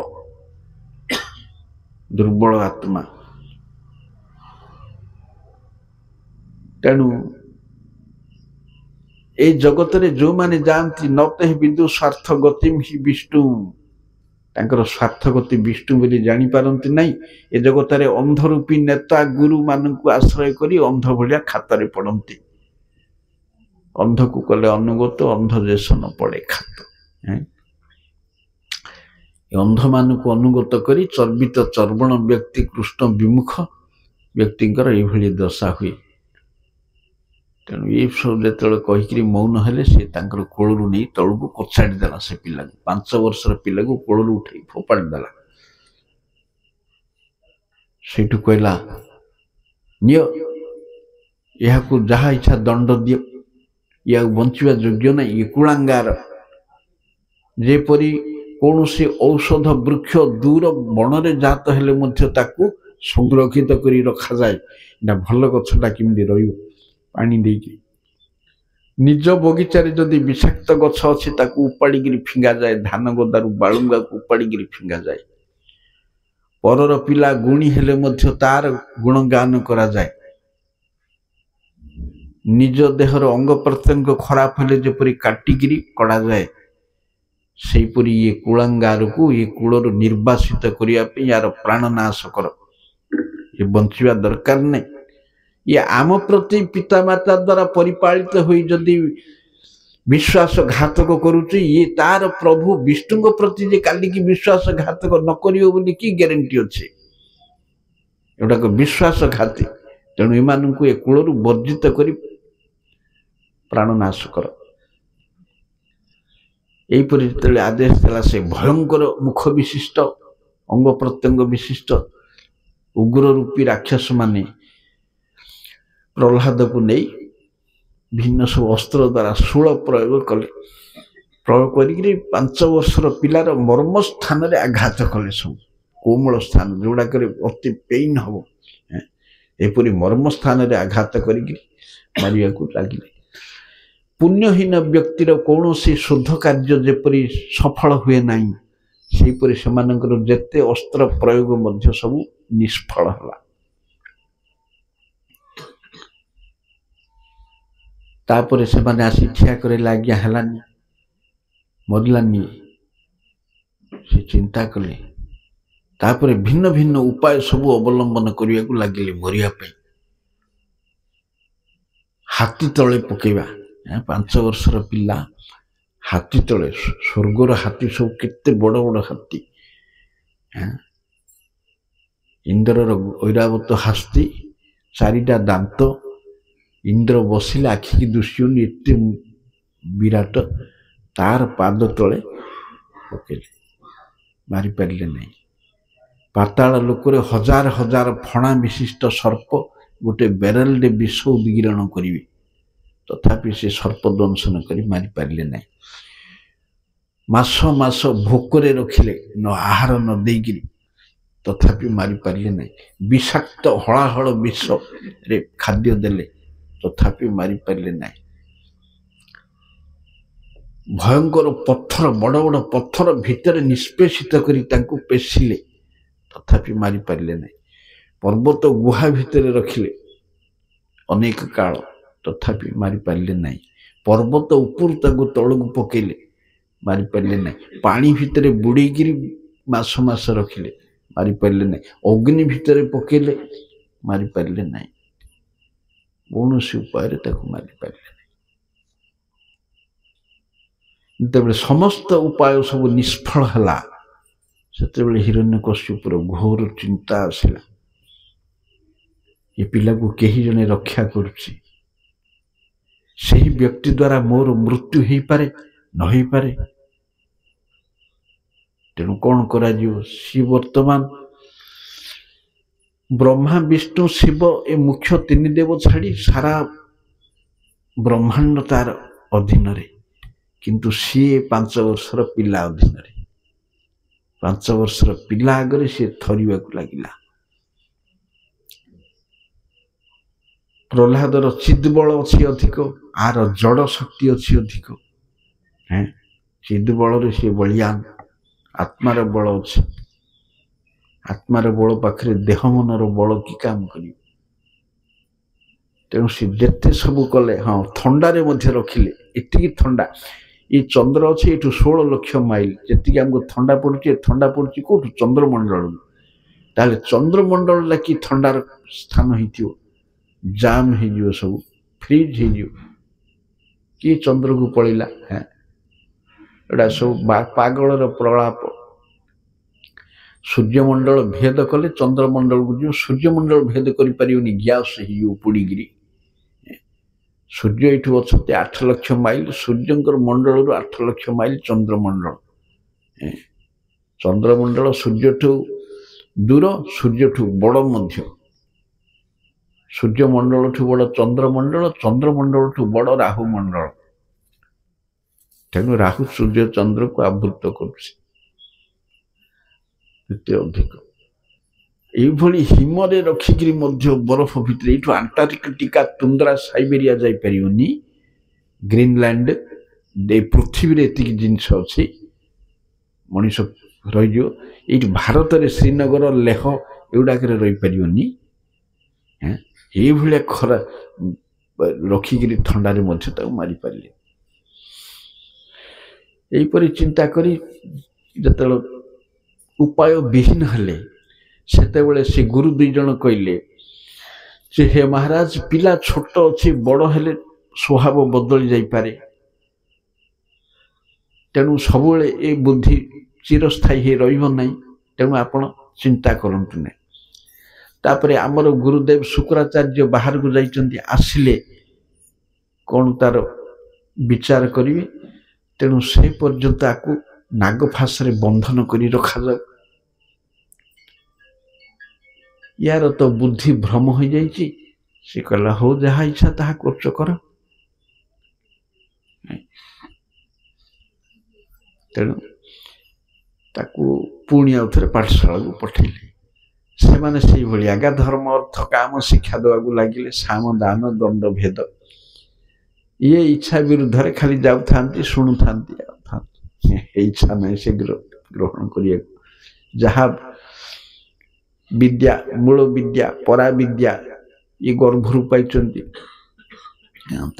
कि बाकी नहीं शुणिया तेणु ये सी आउ शुणिया इच्छा कले नहीं तथापि विधि बाध्य बसतः होगी सी जाती आसती कौन हुए बेले बेले से शिक्षक माने गृह कर्म बसतः घर को चली जाती चली गले पिला माने हु हा पाटितुंड करी खेलकूद करते प्रहलाद पिला मानकर खेल रे समय नष्ट होउथिबा देखी तांकु डाकंती अरे सुनो सुनो सुनो समय नष्ट करना आयुष हानि करना मु तुमको किसी मंगलमय शुभ कथा कहबी आस सुनो से माने तो प्रहलाद प्रति गौरव बुद्धि रखी थांती राजपुत्र बोली से डाकिया मात्रे सब चली आसे से माने डाकिला परे आसिला परे से माने प्रहलाद को घेरी चारिपटे सब मंडली बांधी चारिपटे बसिले तापरे प्रहलाद महाराज तांको किछि उपदेश देवा को चाहिए कहीं ना से पिला गुड़ाकर इंद्रिय किछि दूषित हो नथिला से माने कोमलमती अवस्था थिले जेहेतु कोमलमती अवस्था थिले माटी कंचा थिले जहा कले ताहा ही परियो तेणु से कोमलमती अवस्था संपन्न पिला माननकु पारमार्थिक ढांचारे गढ़िया पे इच्छा कले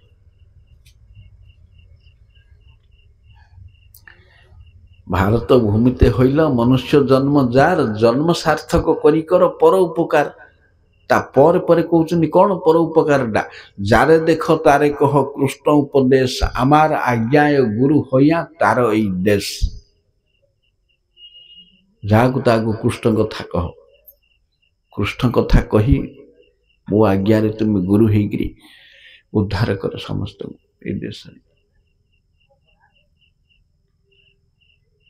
कृष्ण कथा किपरि सुदूर प्रसारी हो समस्त हृदय रे संचार करिवा जेमती ब्रह्मांड रे नारद मुनि कार्य जुआड़े जाते तांको आखि आगे जी पड़ला से भक्त है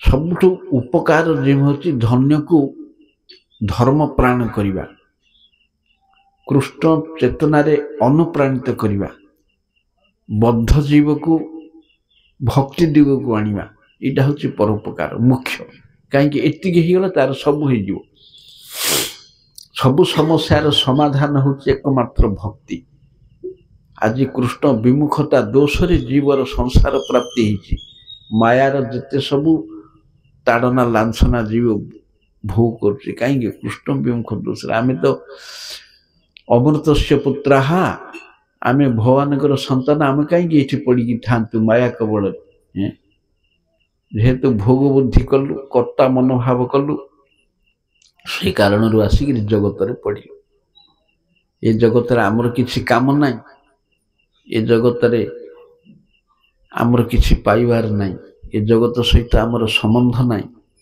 स्वरूप देखिले तेणु ये जगत रु जेते शीघ्र चली जावा ही आमर मंगल प्रभुपाद कहते अति शीघ्र भजन करी जगत रु विदाय न हम तेणु से पिला माने असुर कुल जन्म होती आसुरिक मति संपन्न न हुंतु बड़ होगी कुत्सित कथा न शिखंतु बोली तांकर मंगल कामना करी उज्जवल भविष्य चिंता करी प्रहलाद महाराज बालुत कालू ही किमिति पारमार्थिक परायण करदेले आउ किसी असुविधा हेनी स्वल्पमपि अस्य धर्मस्य त्रायते महत्व भया टिकी कान पड़े ये उपकार करिए डाकी बसैले प्रहलाद महाराज से पिला मानकु कौन कहले सप्तम स्कंद षष्ठ अध्याय आसंता काली आरंभ करिया प्रहलाद शिक्षा हरे कृष्ण वंशा कल्पतरुश्च कृपा सिंधुभ्यो पतितानां पावनेभ्यो नमः। हरे कृष्ण हरे कृष्ण हरे बोल हरे कृष्ण।